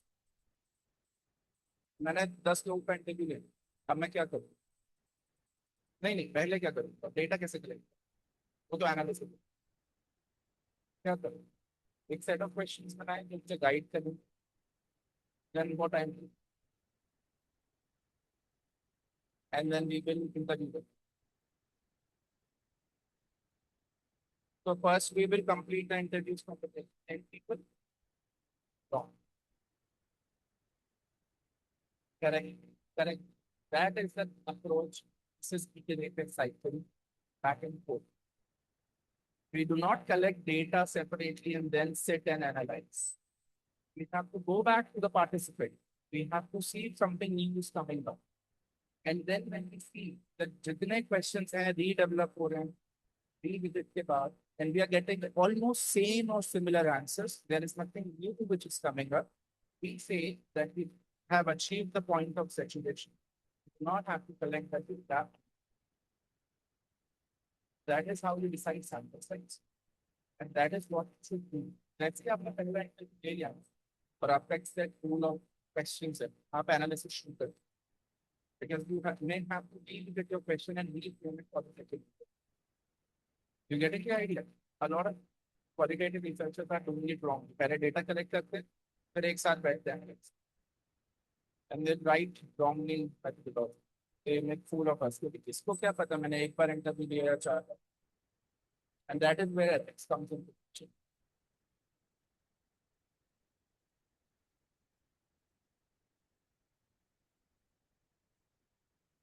Qualitative usually do not have a large sample size. I have seen paper in terms of if I'm using auto and interactive, writing my paper on myself. There is a one FT50 journal I recently get a paper. This was published in positions. In fact, FT50. And auto ethnographic is with the experience paper.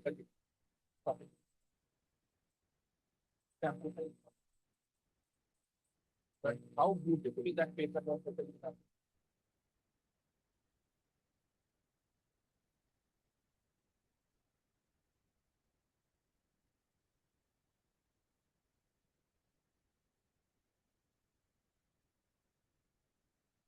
So as a business, I have already mentioned that we have to get information problem or maybe a business problem. For example, recently two of the legends in the Indian industry, one is the founder of the founder of Polo and we और तभी आवाज आ रही है. वो के साथ and you can say question like I told you it's not going to be dialogue. Not any Abhimanyans are mutual person, and both of them came into light after passing the very foolish stage. और आज भी अभी परसों फिर से उनको जाग गए. And then they said Indians should work 70 hours.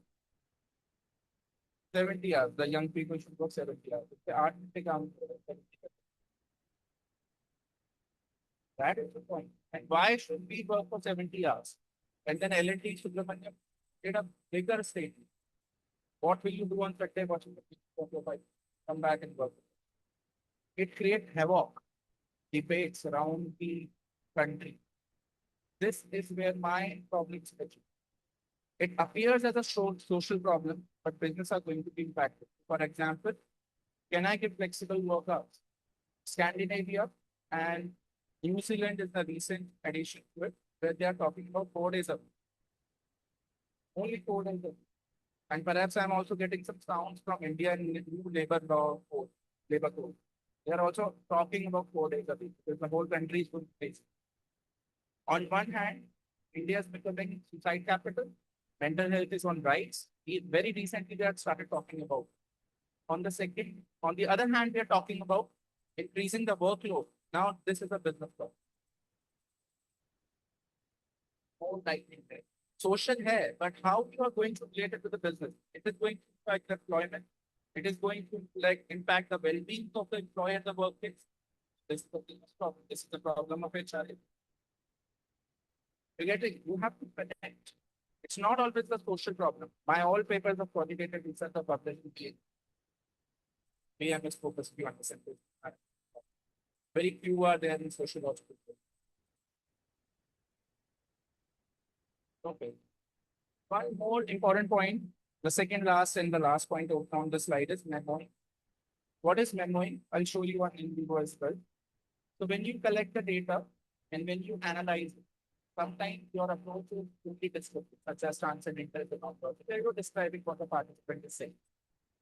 But memoing helps you take record कि जब वो ऐसी बात कह रहा था तो उसको ऐसा फील हो रहा था उसको गला चुप हो गया था वो रो रही थी. So I'm writing a note which will help me analyze the right context. At times, the person you are interviewing, वो moment अलग होता है. But how you are going to remember the context of that point to generate memory? You can do it in NVO, and the best way is to keep a diary. This person not emotional at this point of time. 2 महीने बाद भी अगर आप उसको analyze कर रहे हो, you are doing it in the right context. So you create memory.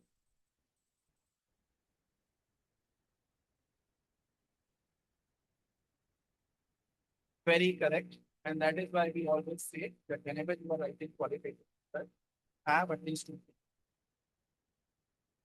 Because if you have one author, qualitative paper, you are having your own perspective.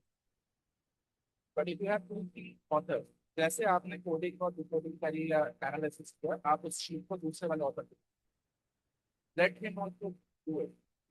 There are chances that he will come up with something. Then you have to discuss and finalize that. This is intercoding reliable. In research, qualitative research, we have these challenges of reliability. I'll show. Again, ethnographic very quickly. Recently, one of my role models died. Her name is Jane Goodwill.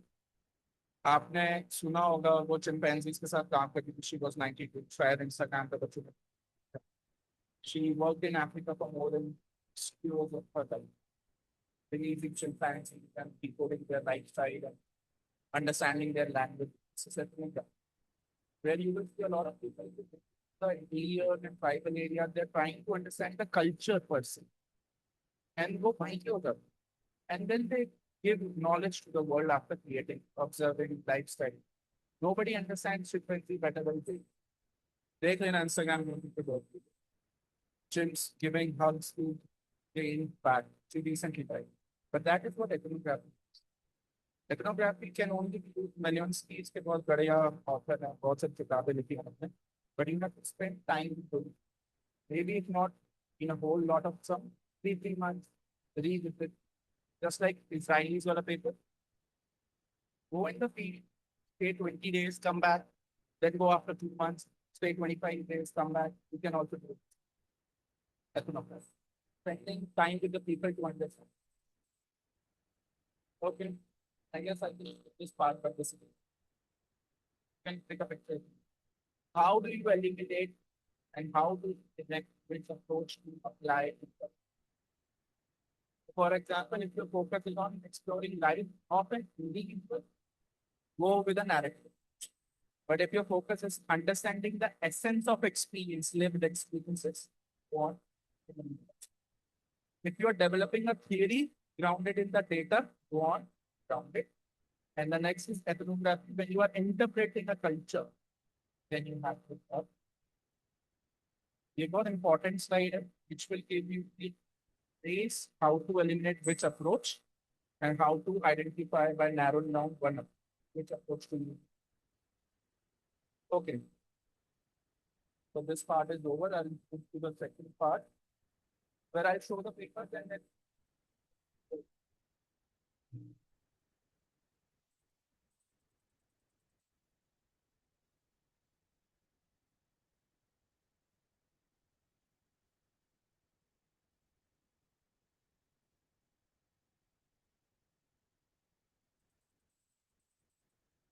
So almost we'll get into the NVO part. Let me show how to create the code and word cloud and word tree. And I'll also show it into my paper how I use my papers. But let's do it together.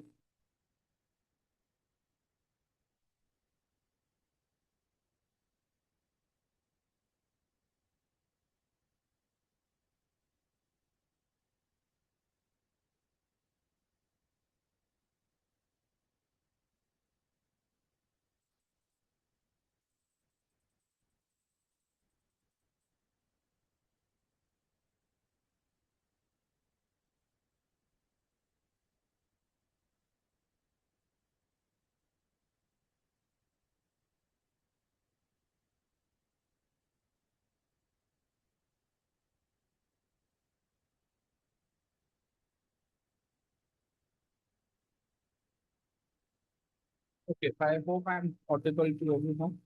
But let's see how I use it in the paper. So I'll give you the real-time example how to develop word cloud and word tree, the visualization and how to import the data. So we opened NVBook, just opened NVBook, and now you want to.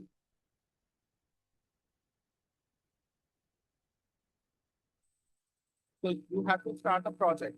You are writing a paper, you can give it a name. New project, you click. So I write Amity B, and this is the file I'm creating. Click on next, create project.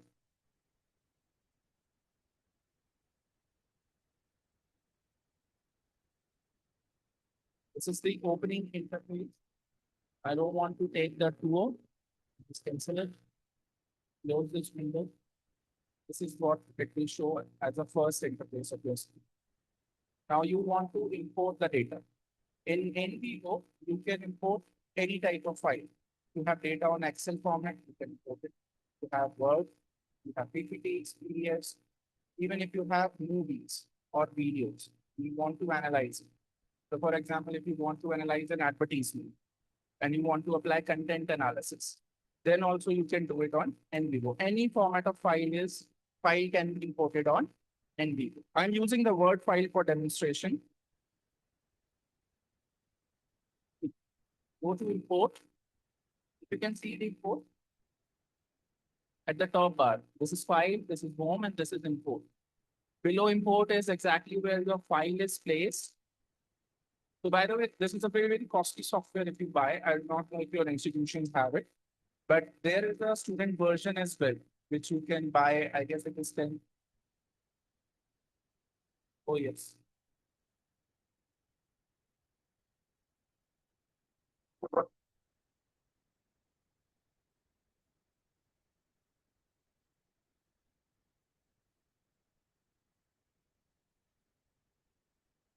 So there are two ways of importing. We all know that. It's very easy.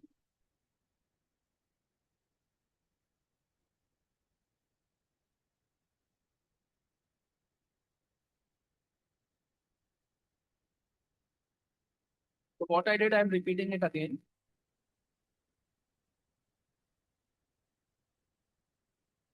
Go to the import tab and then Click on the files. These files are open. I am bringing question number 1 and question number 2. The transcript I made after collecting the data. Click on the file, open, and there is an option called import.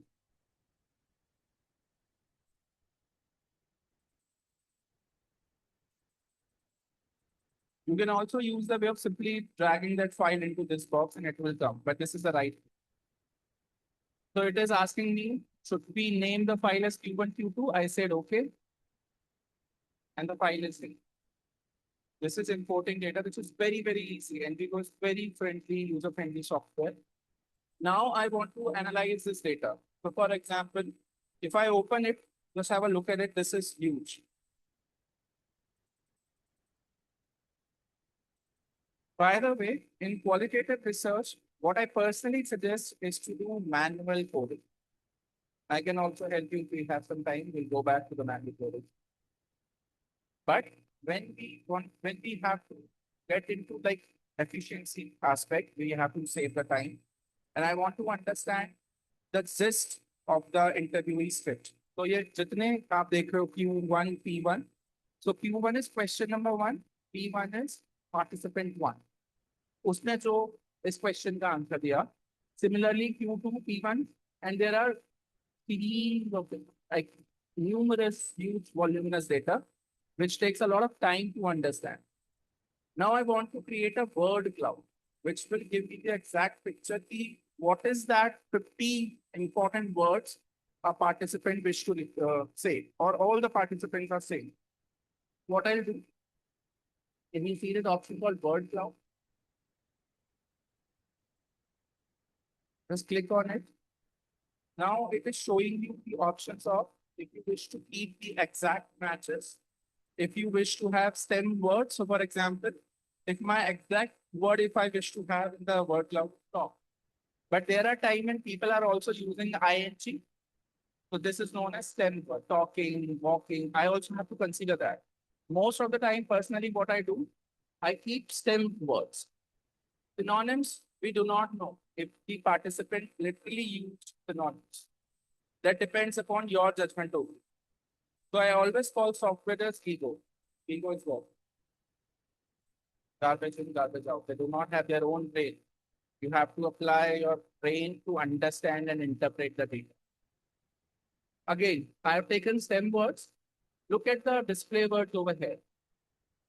I want to create a word cloud of not 1,000 words. Most important 50 words my participant wanted to say or communicate. And this is known as minimum length, characters of the word.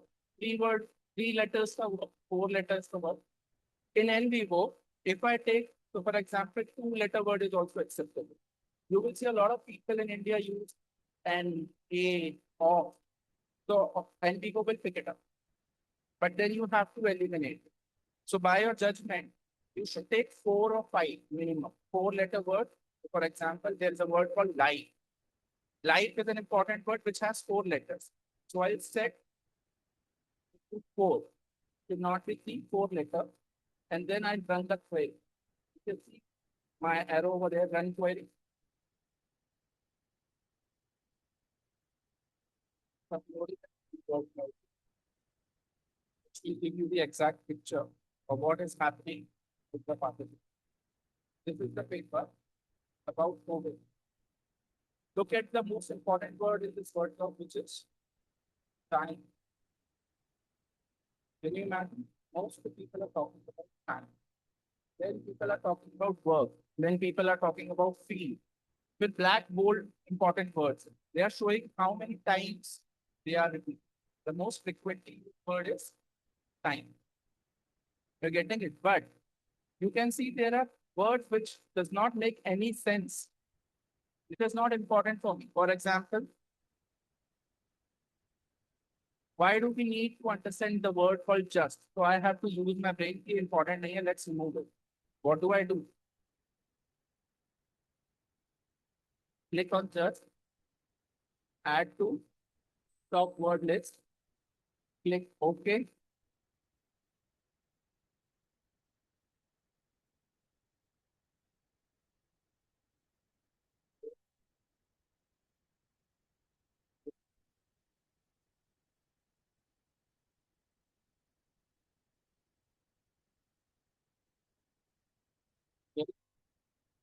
you have to identify what are the most important words you need to represent the essence of the whole story. Accordingly, you can eliminate any other word which you think we can eliminate out of our use. Able, correct. So able, we should what we should do. Go to able, right click, add to top word list.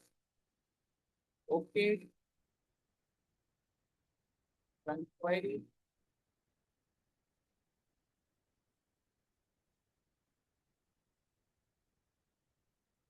And once we are removing stop words, able or just, the other word will be adding to the graph because we need to.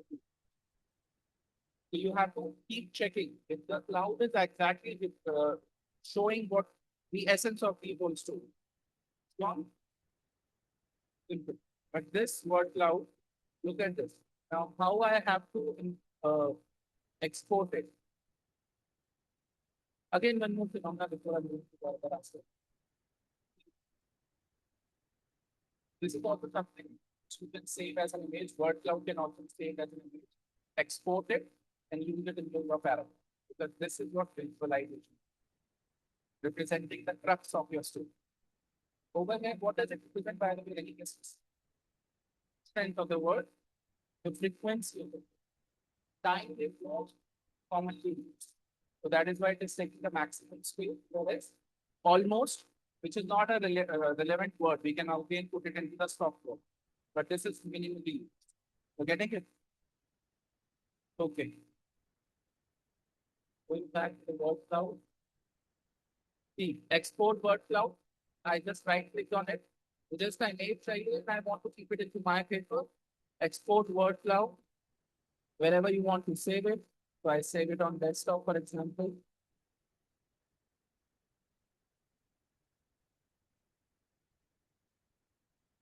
PNG format. So must be there. How to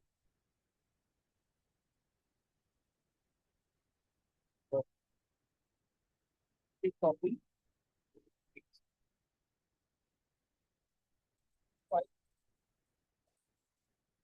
And have to put your brain, read the word. Because remember how many letters of words should have. Ignore one or two letter words. Because most of the time these are a lot of the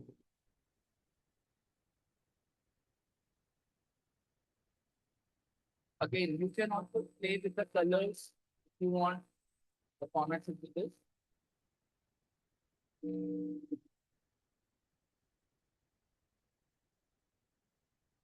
Color options are there. If you want to represent in different ways. A lot of journals usually do not promote printing the article in colors. They want black and white in it. But prefer to have white background most of the time. Otherwise, they can ask you to remove the colored background. Look at it. You getting the idea? Okay. Now, I'll show you how to work the. Suppose I'll show you how I use it in my game.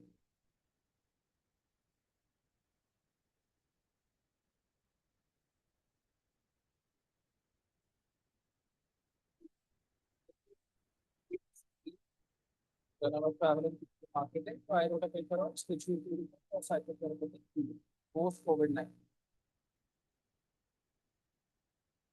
Go to the methodology part. I started talking about qualitative methods, then why I used narrative analysis, detail about it, sample design, participant selection procedures, how did I approach people, on what basis I used the sample, and so it came. Then I applied sentiment analysis and the thematic analysis I have word cloud of COVID-19. So the question we just analyzed on NVO was about how was your experience in COVID-19. So for this, I developed the word cloud with a sentiment. 20 words to understand how people experience poverty, how they felt. And the most important word over here, which is coming is because every time it was family, family. sometimes in positive way, sometimes in negative. But how do I understand positive and negative? I will apply another method called sampling, which is another function of ND. I hope you're getting it. Simply exporting that file, putting it into my paper, discussing it. Next, I'll show you this, how to generate word tree. This. I wanted to understand how people are associating themselves with the word called, because this is the central phenomenon of my question number 3, 4, and 5. I asked them a question: what would you like to do once the lockdown is over?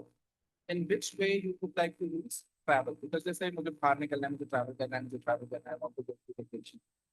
And I wanted to see and understand what kind of vacation, what kind of travel you want to indulge in. So before the lockdown was lifted, I was aware about the situation in Himachal और Uttarakhand में floods आने वाले. And that is how, that is why my paper had a very good impact. This is impact factor 10. Because I gave the prediction before it happened. This journal has an acceptance rate of 7%. Now we'll go back to NVO. Okay.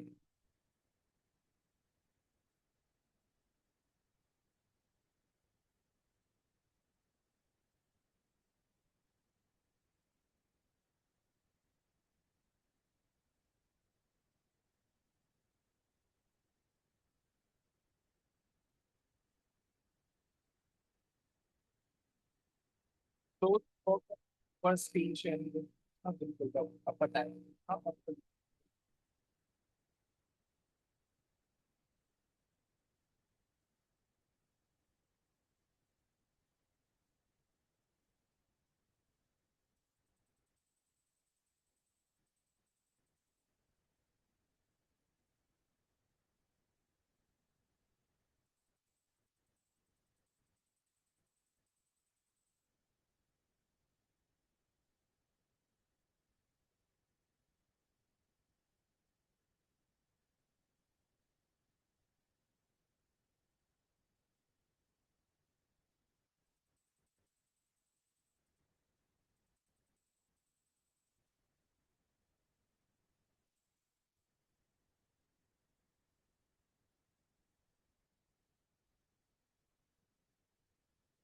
just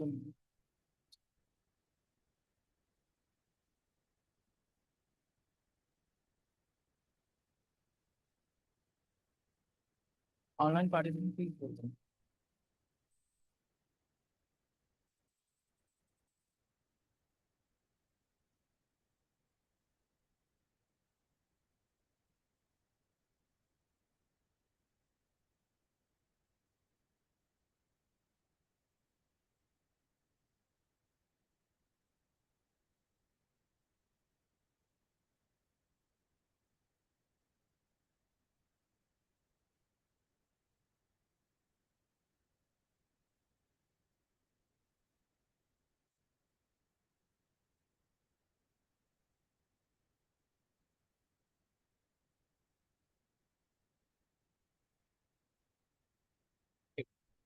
Now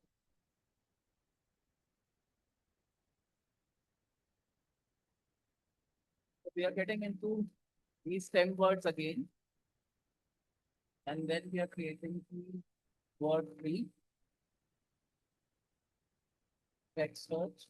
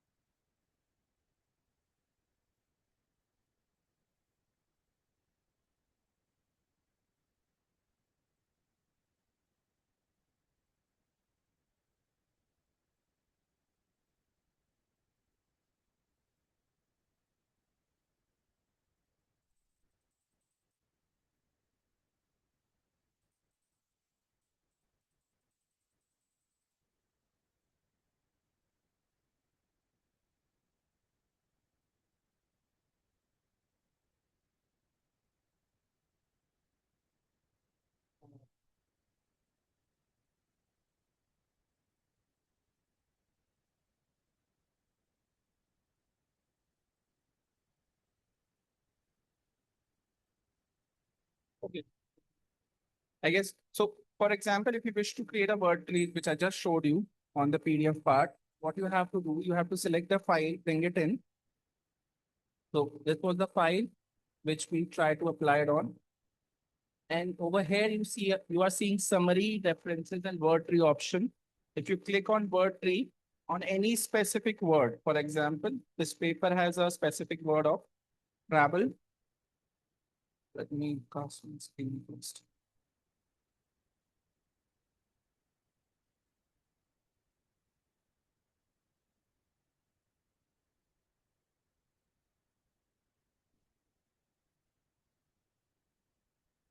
So once you are clicking on the word tree, an image like this will appear of any specific word you want to pay attention to. So for example, travel. In word cloud, the central word was family. So now you wish to understand how family is associated or dependent. You have to click on family in the word form. But then you have to understand the importance of visualization. For example, when to create word cloud, when to create word tree. These are all visualization concepts. Word clouds are to be made when you have to create or make your audience understand the essence of an experience in 20 words or 50 words. It will show you the importance and relevance of those words. But if you wish to understand one specific word, for example, my paper is focused on the central phenomenon of family. I click on the family, I create the word tree the way I just showed it to you, and the branches will open. In this case, if you read the improvement,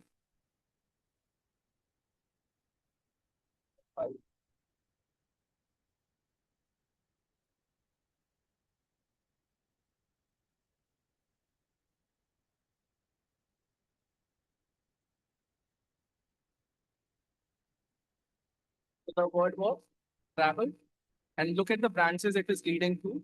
Travel to break monotony of my life. You can increase the sentence, the words in that sentence. Different places we always, Kedarnath was one of the words. So I got the idea that most of the people after the lockdown will travel to religious and spiritual destinations because they want to seek some sort of healing.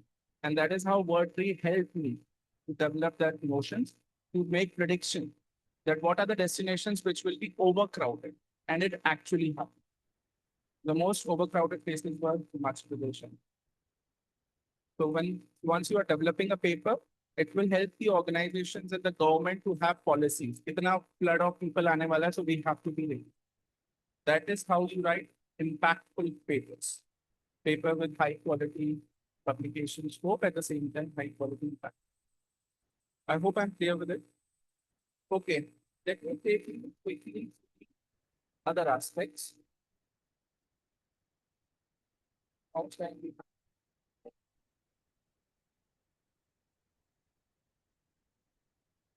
Dutch. 5 minutes. Okay. So please see these things. Quickly, I'm showing it to you how I use it in my paper. We studied a lot of qualitative aspects in a very short period of time, but what we are trying to understand, how to put it in the paper. So once you are writing the introduction section, foremost you should focus that the problem statement is coming in one beginning first paragraph itself. The issue was we feel it in the air, we find ourselves afraid and lost. I'm giving you the hint. Issue को detail कैसे किया? We have realized that we are in the same boat, all of us fragile and disoriented. All of us were going through some sort of problem, so we detailed the issue. Then we are getting into the research problem leading to the study, and this is opening in the first two paragraphs of the introduction section. You're getting the idea? Quickly, there are a lot of things which I wanted to show you. This is my PhD work. I mentioned about that I use grounded theory to develop a process. So the grounded theories are to be used when you want to interpret the process, when you want to understand the cycle. My PhD thesis wanted to understand what is happening with the youth of cosmopolitan cities. कि ये 5 दिन काम करते हैं, labour, गधा मजदूरी, and आखिरी Friday को क्या होता है? Friday and Saturday and Sunday, they are on something else, drugs, narcotics, and drinks. So I wanted to understand how they are functioning. And I tried to understand it through literature. I didn't find any suitable theory to support my data. I got the idea that I should use grounded theory. I have to develop my theory. And that is how I created it. Big cities, pollution, lot of work, dead, travel will help you rejuvenate, come back in a more mindful state, happily working, but this is a cycle. This is the process which I wanted to explain through my theory. And to develop these theories, I used two philosophers' works, Spinoza, Baruch, and Emile Durkheim. Both of them are sociologists. One worked upon nature, one worked upon suicide. समझ आ रहा है? I took help of some philosophical experts, philosophical stances, and developed this theory. Funnel approach, literature review, qualitative or quantitative or this is how you should approach. I always mention one thing whenever you're writing literature review, create a funnel on your own. What are the concepts you wish to study? Because you have to funnel it down, narrow it down. Travel tourism is a bigger circle. I wanted to study rural. As per the definition, it has 4 aspects. I wanted to focus upon nature aspect of rural. And from here, spirituality is a big circle. Non-religious spirituality is also coming up. And there is one spirituality. I'm connecting nature with non-religious and moving it to well-being, which are multidimensional, but my focus was on transfer. So when I'm writing my literature review, it should be this. This kind of map help you write your RO. If you see this again, I'm highlighting it. Maybe I'll share the PDF with you that will help people. But this is how we write problem kya tha world ka, what world needed, what world's expectation, and what is a probable solution. So we know qualitative mein what is the solution, probable solution, but we have to get into the detailed problem. All right, I guess I could only show it to you now. Otherwise, I would have loved to make you write how to write problem statement like this. Writing a problem statement in a paper, writing a methodological section in a paper, that is an art in quality. Because most of the time you will receive a lot of comments from the reviewer that your problem statement is missing, that you have not written it nicely. We studied just this last slide. We studied about narratives, if you remember, one of the approaches. Just have a look at it. In my research, which has involved collecting women's account, women account is what? Individual life account. Individual life account is narrative, we know that. What is the central phenomenon? Experiences of becoming mother. So we are trying to understand what happened when they become mother. I am seeking to understand how women make sense of events throughout the process of childbearing, during the time of their pregnancy. 9 months. These are my participants, women making sense. Then constructing these events into episodes and thereby apparently maintaining unity within their lives. This is reflection approach. And in red, you have your research question. How beautifully you mention everything, checking all the boxes. Approach aa gaya, central phenomenon aa gaya. That decides the acceptance chances of your paper when you are particularly right. I'm not going to stretch it further. Maybe I will request the director to give me more time some other time. But I try to lay foundation of the introduction foundation, perhaps. What is quality? How to think quality? It's very easy to be a post-positive scientist when you are with a lot of software, statistical rigor. That is also equally important when you check hypothesis. By the way, we do not have hypothesis in qualitative research. A lot of people come to me, sir, qualitative hypothesis kaise bataye? We do not have hypothesis in qualitative. I usually have because we develop proposition, which then we test in quantitative aspects. We test the proposition, we create hypothesis. That is what. You getting the points? In qualitative, whenever you are entering, when you are attempting to write a qualitative paper, please understand. Be very ethical with qualitative paper. Because you are approaching the problem, you are trying to get the voice of people who are at times voiceless, and you have to respect them, respect their individuality by giving the voices to the participants. And the most important thing is last, कभी भी किसी को question बना के मत देना यार इसको फिल करके भेज दो और लिख देते हो अपने पेपर में that I interviewed so many. No, you cheat it. You have to interview people at the time. You also have to mention the time to devote it while interviewing. Do not create questionnaires and circulate it to the people. This is also done, but very exceptional. There are other ways of doing. I hope I gave you some sense, some idea, some taste of qualitative. It cannot be understood in one session, but at least if you understand 5% of it, how to think qualitative, that is what we aimed in today's workshop.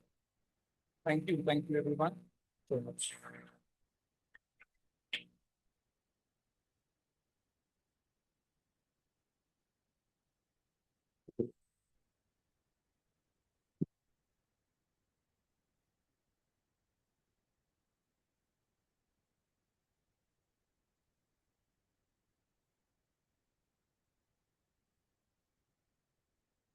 Thank you, sir, for sharing experience in such a clear and practical manner. I request Dr. Rohan Bhalla to kindly accept the memento and certificate from Honorable HY Ma'am, Dr. Navita Nathani. Thank you, sir, for being an inspiration to us all.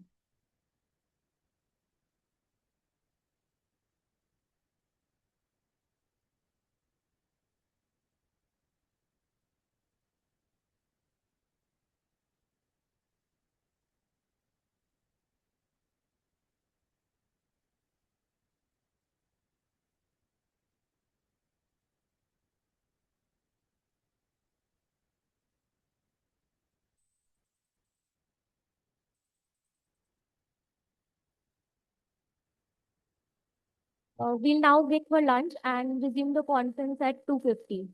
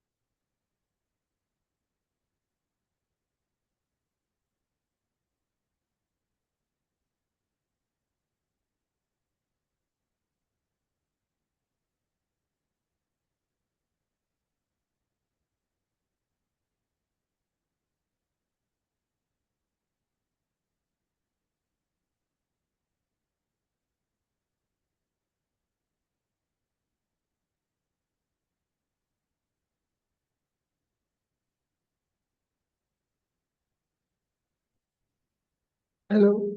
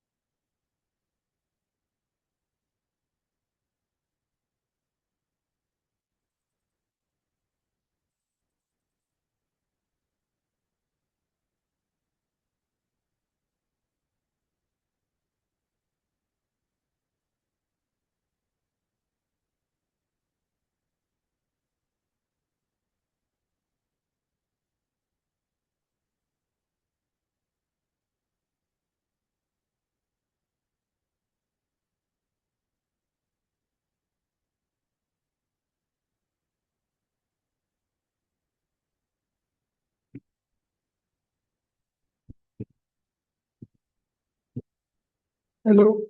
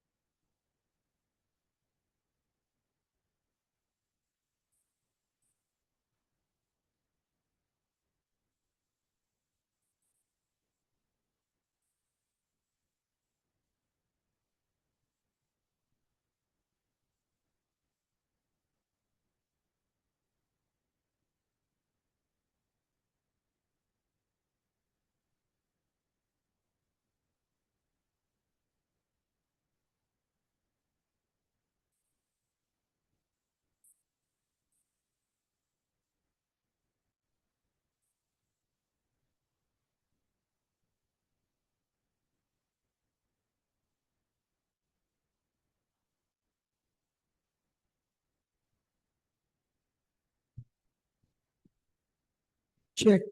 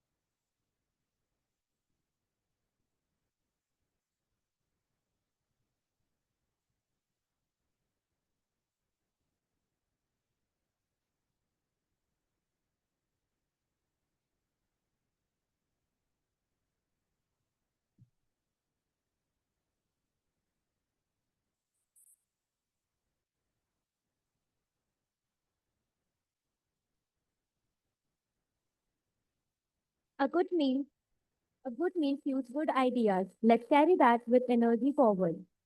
We are honored to have a highly knowledgeable speaker with us, Professor Dr. Garima Mathur. Dr. Garima Mathur is a professor of HR and OB in the Department of Management, a UGC net qualified academician with a master's in psychology and an MBA from Prestige Institute of Management, Gwalior. She currently serves as the head of the HR department and coordinator of the MBA program. He is committed to the developing industry-ready students through practical learning and contributes significantly to industrial growth and to innovation administrative initiatives. An active researcher and Revadi University approved PhD guide, Dr. Mathur has supervised 11 PhD scholars and has over 90 publications in reputed national and international journals, including Scopus, Web of Science, and ABDC. She has delivered keynote speeches and training in India and abroad, published 5 edited books, and serves as the editor of the Prestige International Journal of Management and IT, Sanchayam, along with being part of several prestigious academic bodies and editorial boards.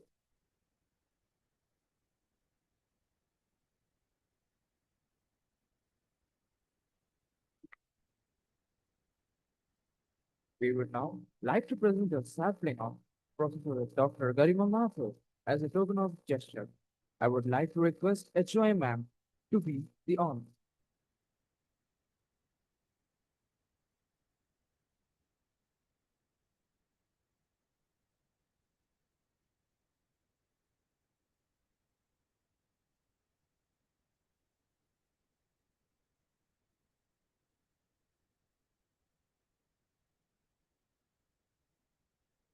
Now we resume with our second expert talk, focusing on hands-on using PLS sync, visualization, thematic analysis, and reporting.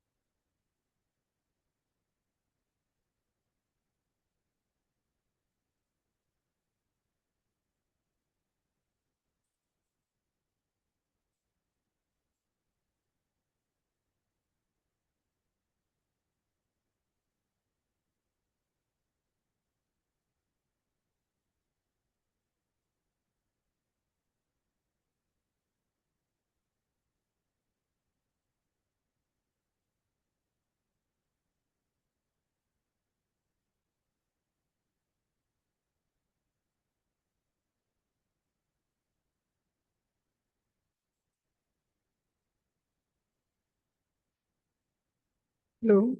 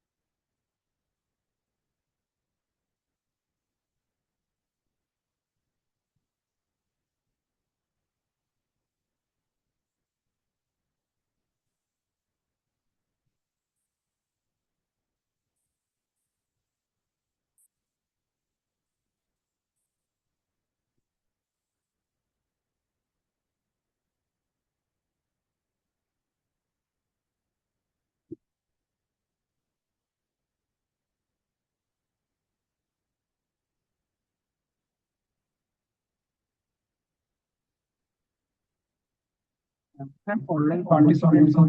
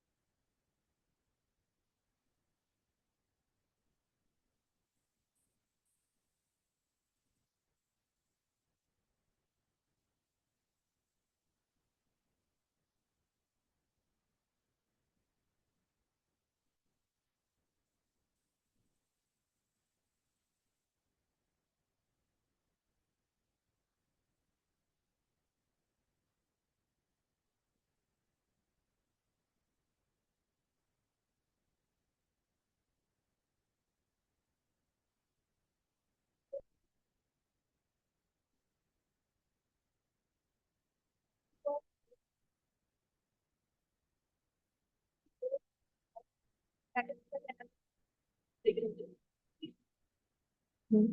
Try to check the impact of an independent variable on dependent variable.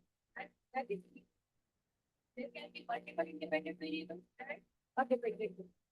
So that's what we call differential. But we could change the impact of multiple independent variables on multiple dependent variables. And this comes to structural equation model. Then one more thing is there, that is factor analysis. So in factor, every concept many times have certain dimensions. For example, if we talk about student satisfaction with the institution of the university. So it would be comprised of many dimensions. For example, placement, classroom teaching, uh, maybe the teaching pedagogy, staff behavior, and the facilities in the institution. All these factors are actually dimensions which are contributing towards student satisfaction. So, if we want to check the effect of all these dimensions together, all are dependent variable maybe related with productivity or something like that, then in that case, we have structural equation. So SEM is a multivariate statistical technique used to analyze structural relationship between measured variables and latent constructs. Now, what do we mean by measured variables and what do we mean by latent constructs? So, I think you all are well versed with the concept of questions.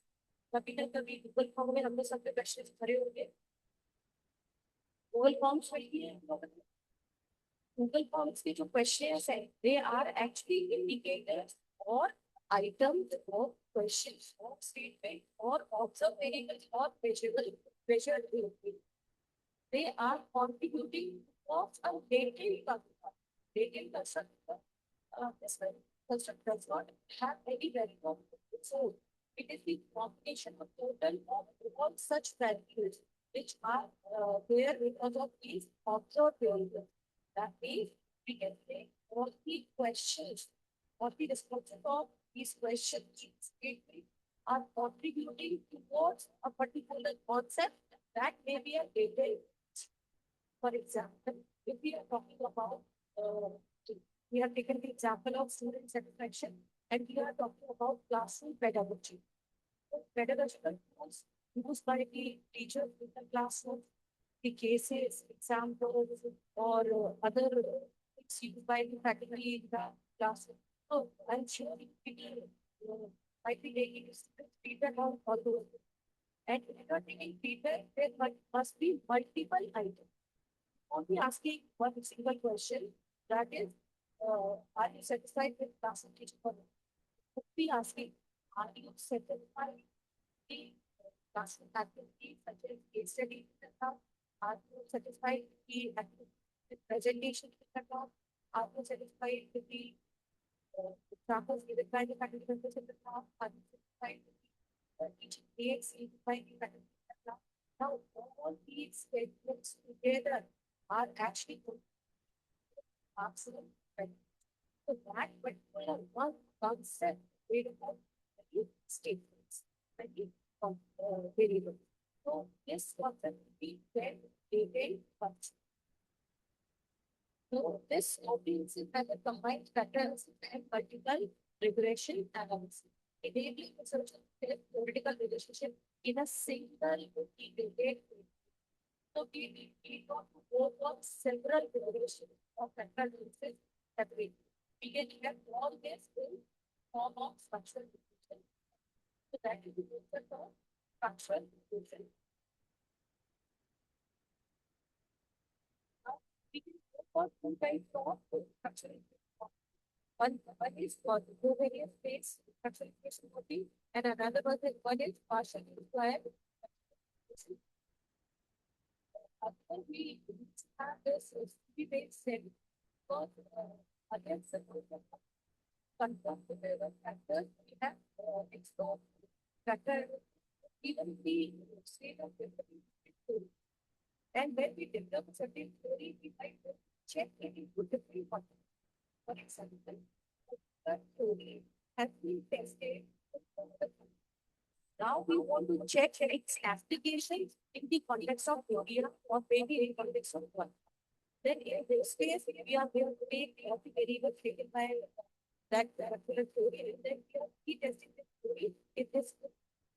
In that case, that means we have to confirm whether the theory variables are applicable here or not. Whether these variables are applicable here or not. Are we getting safe because the applicable here or not? If we are going for theory testing or confirmation that theory or model fit, whether that particular model fits by theory or even fitting in our context.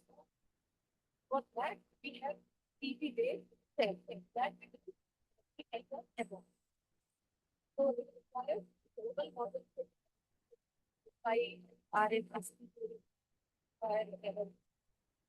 by by then it also requires our sample size normally distributed for this.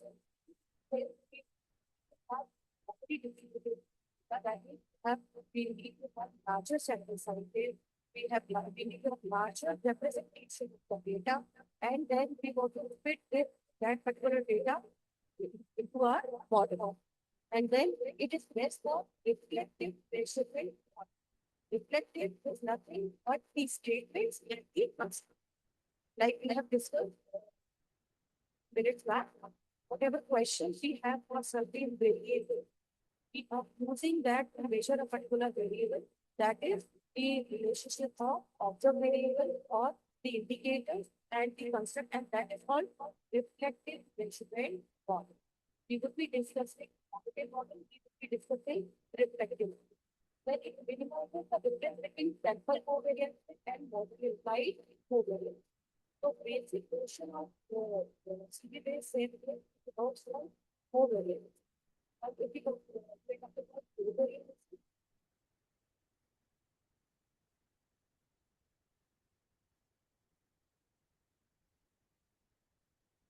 so if we talk about sample and model covariances, that means the value generated by the model and the value generated by the sample calculation, that should go side by side. They should be covariant, which is not a case in PLS SEM. In that case, we have several advantages, several leverages. For example, it is used for prediction, exploratory research and theory development. So what does this mean? We might be having new theory, we might be having extension of earlier theory. We're going to research something new. And if we're going to do all this, we cannot go for this CV based set or some predicting something new or predicting the variance or something. We have to go for PLS SQL. So it does not require strict model fit because it focuses on predictions accuracy. So even if our model is not fitting that well, if our model is having the prediction accuracy, we'll understand all these things once we are going to discuss everything practically. You'll understand what we mean by this predictive relevance and everything. So it has that advantage over CP-based sample. Then it also works well with small samples, non-normal sample, and complex model. Even if your sample size is less, less as 100 or less than 100, then also we can have predictive kind of model.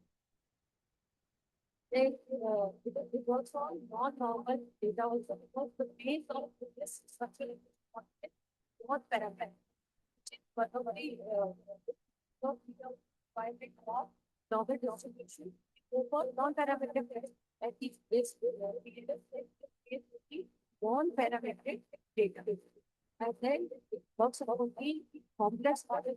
We want to go for variation, go for moderation, everything is possible in their smart fields. Then it is suitable for reflective and competitive constructs. Reflective constructs like this talk about the statements or the indicators are conforming towards a particular diagram. What's a particular variable? But what if we take different variables, for example, such as quality, that's various dimensions, live, assurance, if we are having the dimension, the data on these dimensions, and these dimensions are contributing towards service quality, and we don't measure its effect on another variable, maybe on customer satisfaction. Then in that case, we don't have reflective have positive evolve. I will be discussing this later on also. So it maximizes explain variance of dependent concept. So the best thing here about smart PLF is there that it helps to explain the variance and dependent variance. That means how much change in independent variable is explained by all independent variables. That is done in a smart PLF. So there is one thing also.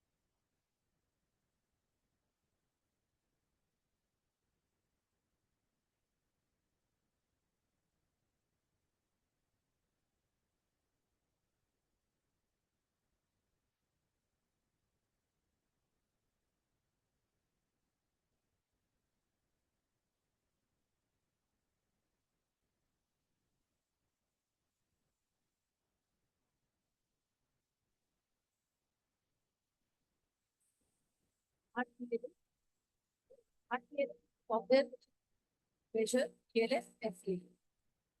So it is a sophisticated software tool designed for variance-based structural equation modeling.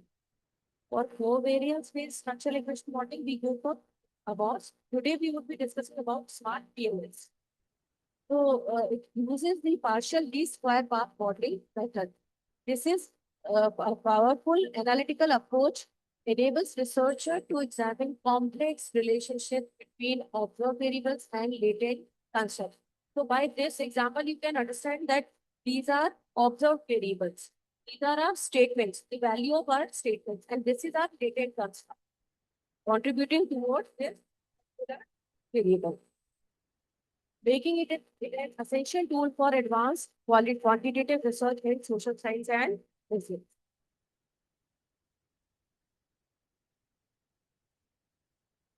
Now, why choose smart PLS over CV-based SEM, or what are the advantages of using it? So let me tell you, it works well with the financial data. You can go for structural equation modeling or financial data also. So if you are having this kind of convention that it is useful for marketing or HR related topics only, it is nothing like that. You can use it for financial data also. So it is ideal when working with financial ratios, archival data, or data sets that may get comprehensive measurement theory substantiation. That means if there are no theories related to that, we are discovering something new. In that case, it is helpful to predict the future or predict the variances of the dependent variable. Then sample size flexibility, like we have discussed earlier also, we have flexibility for small sample sizes. Like AMOS work well on the large sample sizes, whereas this smart PLS work well with the small sample sizes also. Then distribution robustness. So even if data is not normally distributed, the software is so robust that it can test the data, non-normal data also. And then complex models, we have already discussed that it can work upon complex models. And then how do we do it? So in smart PLS, we do it at two levels. First one is measurement model, and then second one is a structural model, and that too is quite user friendly. I'm not saying that advanced is not that user friendly, but it has some complication. You have to keep many things in mind while conducting analysis on AMOS, which is actually easy in Smart PLS. And in Smart PLS, they have made it relatively easier. Okay. So in measurement model, we actually try to test the quality of measures. What do we mean by measure? Measures means our questions, our scales.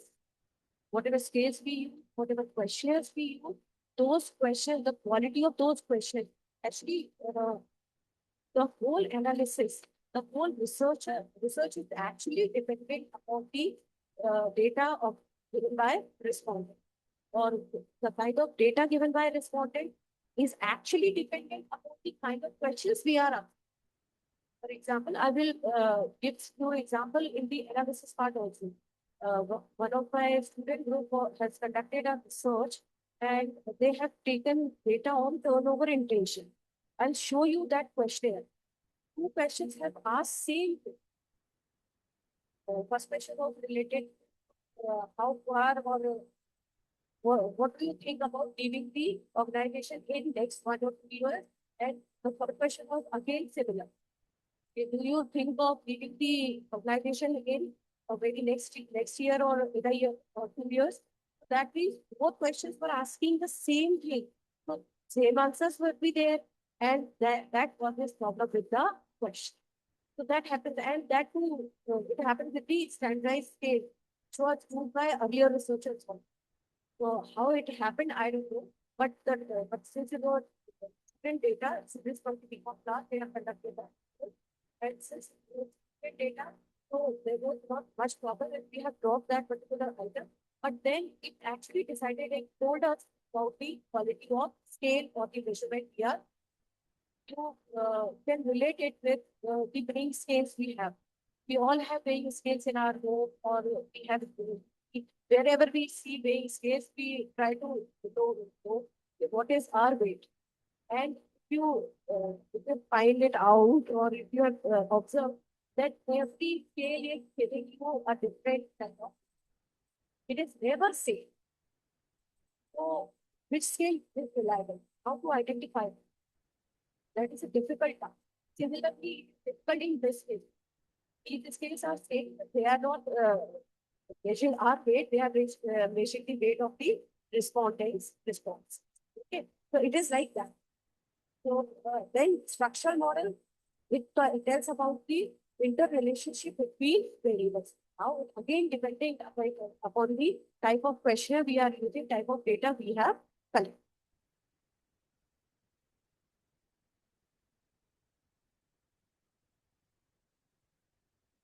Advanced application of the smart PLS includes predictive modeling, which is perfect for testing theoretical frameworks from a prediction perspective, allowing researchers to forecast outcome and understand causal mechanism. That means it is used for the forecasting of or prediction of the variance in the dependent variable. How much variance is actually explained by a dependent variable in the dependent variable. Then complex model structure, and then exploratory theory development. So we might be coming up with a new, altogether new variables. There is no base of those variables. If we want to test or verify that particular theory, smart PLS is the best method. And then formative construct, like I've already talked about, like we might be measuring a particular variable on the basis of dimension, not on the basis of these reflected or observed variables. Then in this case, again, smart PLS is a good software.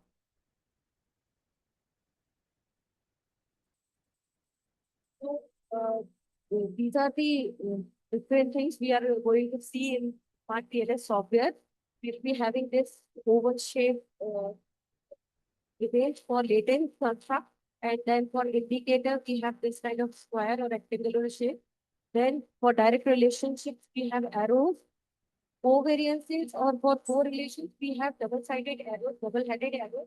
But this is not a case for smart PLS because we don't go for measuring covariances in the smart PLS that we measure in the amounts. These are the indicators for structural equation modeling. Then measurement error.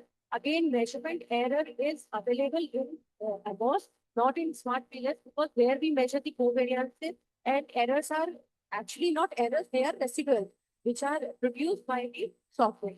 But in case of smart PLS, it takes care of the errors during measurement model. So it does not produce any kind of residual. And then if you want to understand this, if we talk about regression equation here would be like this: x1 equals to AL1 plus error 1. Then x2 equals to BL1 plus error 2. That means for dependent variable, we have to look for all these variables, or we have to understand in this way that these are contributing towards x1, x2, and x3. Okay, along with E1, E2, and E3, that is errors or residuals. They are contributing.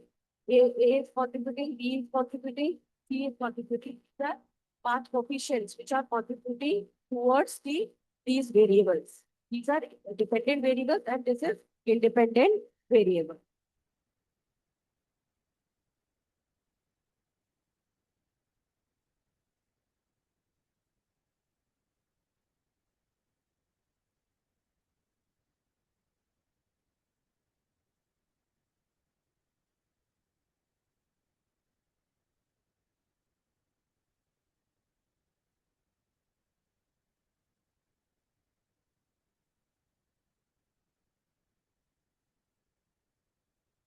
They're all will stop for a tea break of 5 minutes. Thank you.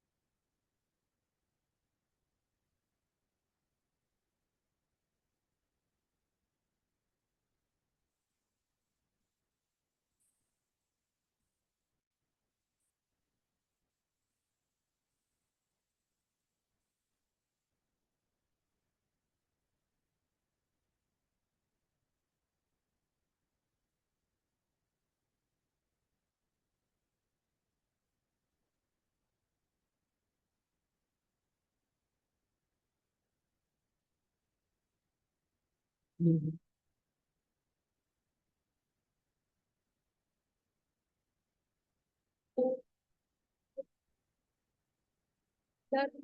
this is the actually model which is there in the RTLS. And you can see it is written over here. This is exogenous construct. Exogenous is nothing but independent variable. Okay. Endogenous is nothing but dependent. Exogenous and endogenous. And both endogenous and exogenous variables are latent constructs. And again, I'm repeating it that these variables, all these variables are observed variables that are actually the score of statements, item, question. You collect data. This is heterogeneous construct. These are indicators of the variable, and then this is construct a latent variable, and this is path. That means tells us the kind of impact one variable is having on another. So you can see this is path coefficient. If it is significant, that means it is showing 0.3 bit of effect on the dependent variable. And then this is endogenous construct, like I had told you, that it is dependent variable. And then we can have moderation or mediating effect also. So if you see this variable and this variable, this independent variable is affecting this variable, and in turn, this variable is affecting this. So it is showing mediating relationship. If I ask you, how many mediating relationships you see in this picture? How many mediating relationships are there in this picture?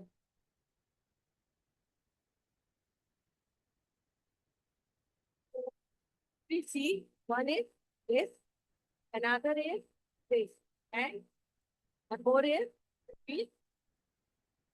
So there are three relationships.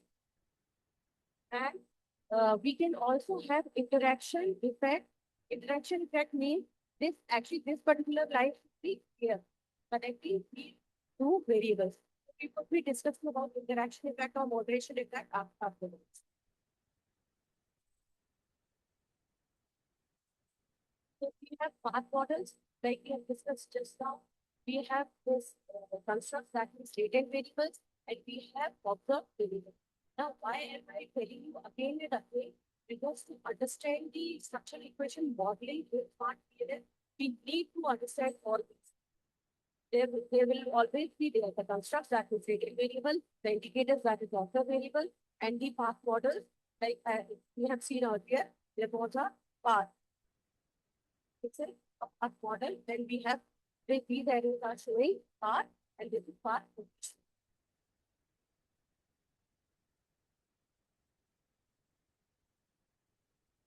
Relationship. The path model, there can be directional relationship.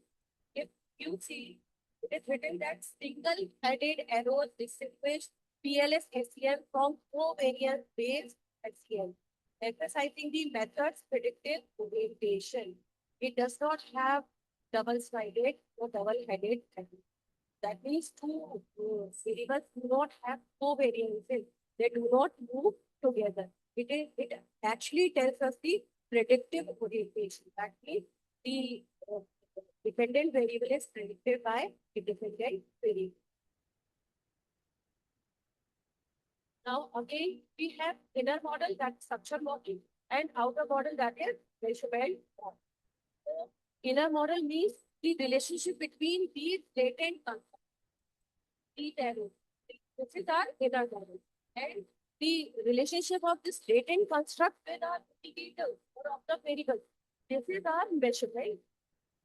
Okay. So we will be first of all measuring the model, then we are going to develop structural relationship.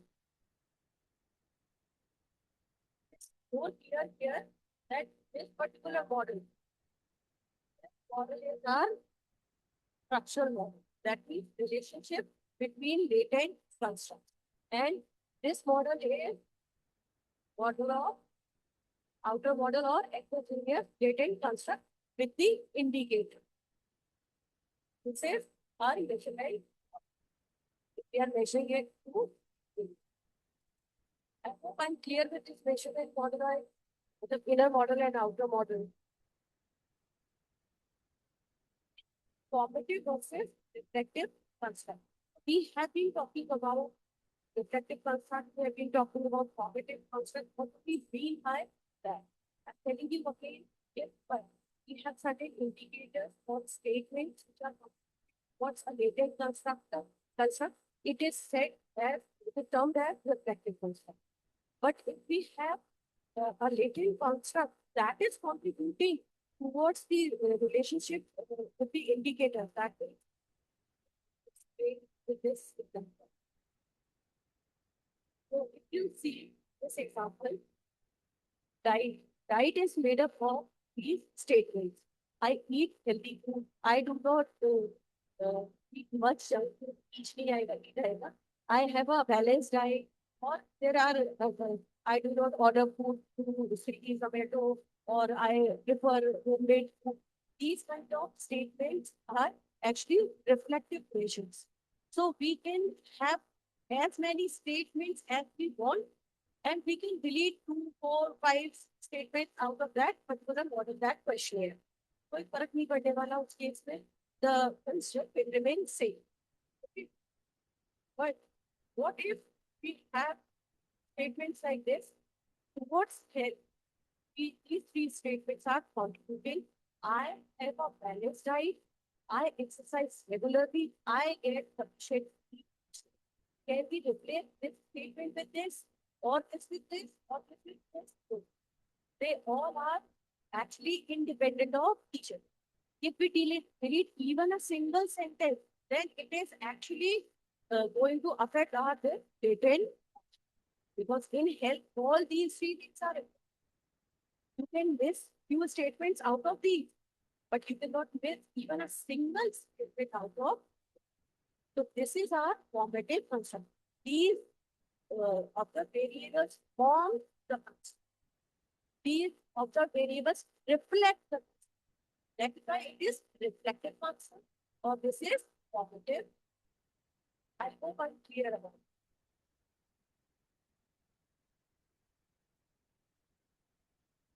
In structural model analysis, reflective construct direction of causality that we take goes from construct to patient. From construct to direction towards it. And in case of formative construct, it goes from measure to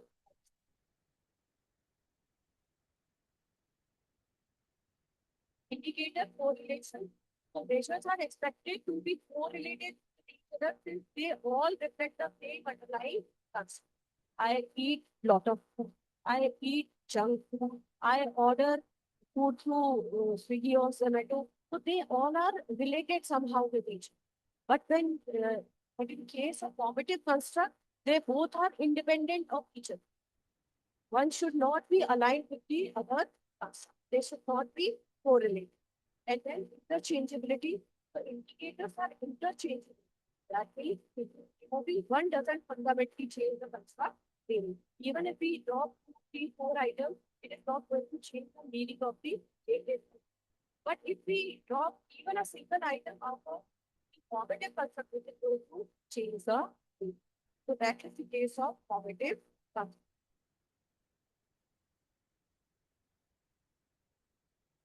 Structural model analysis. So in structural model analysis, we have direct relationship. We understand the concept of direct relationship. Independent variable is affecting dependent variable. Then mediation analysis. So independent variable is affecting dependent variable via a mediating variable. So there is one variable which is mediating the relationship between independent and dependent variable. Then comes moderation analysis. So what is the difference between mediation and moderation? It is possible that a particular variable is affecting dependent variable directly. It is affecting, it might not be affecting. It is affecting via mediating variable. It is affecting mediating variable and it is affecting dependent. But when we talk about moderation analysis, there might be direct effect of independent variable on dependent variable. And the third variable is actually strengthening or weakening the relationship between these. That is the role of ordination variable. How to interpret the result. So let us discuss about two more things, then we will go for analysis. So, like other software, we talk about consistency measure here also. So, convex is the traditional measure of internal consistency. What we mean by internal consistency is whether the statements which are there in a questionnaire are properly understood by all the respondents or not. Are they understood in a similar way or not? Like there are chances that if there is a statement, I eat healthy food. For me, it may be roti sabji. For others, it may be a salad, which might be healthy. I don't consider it as a healthy food. Or like please have few people don't consider it as a healthy food. Few people consider it as a junk food. And few people consider it as a healthy food. So there might be different perception for a particular statement. That means my understanding is different from yours. So obviously our responses are going to vary in any case, even if our understanding is same. But if that understanding is different, that means it is going to affect the responses of the question. I'm going to give a different responses and other people are going to give other responses because you have understood the same question in a different way. So that affects the internal consistency of the question. That is, that question is not reliable. Like we have taken example of weighing scale earlier. Which weighing scale is reliable? We cannot see. It is not clear which weighing scale is good. Every scale is giving a different. So that means consistency of the weight is not there in these scales. That should be there. That ranges from 0 to 1. Consistency now, which higher than 0.7 is considered as very good brand. Okay. Then composite reliability. That is the more sophisticated reliability measure that considers the different loadings of indicator variables, providing a more accurate assessment of PLS SCL. So acceptable range, both measures should typically fall between 0.7 to 0.9 of the established constructs. Now, validity. This reliability check the internal consistency. What does validity check? Validity is when a questionnaire or scale measures what it is supposed to measure.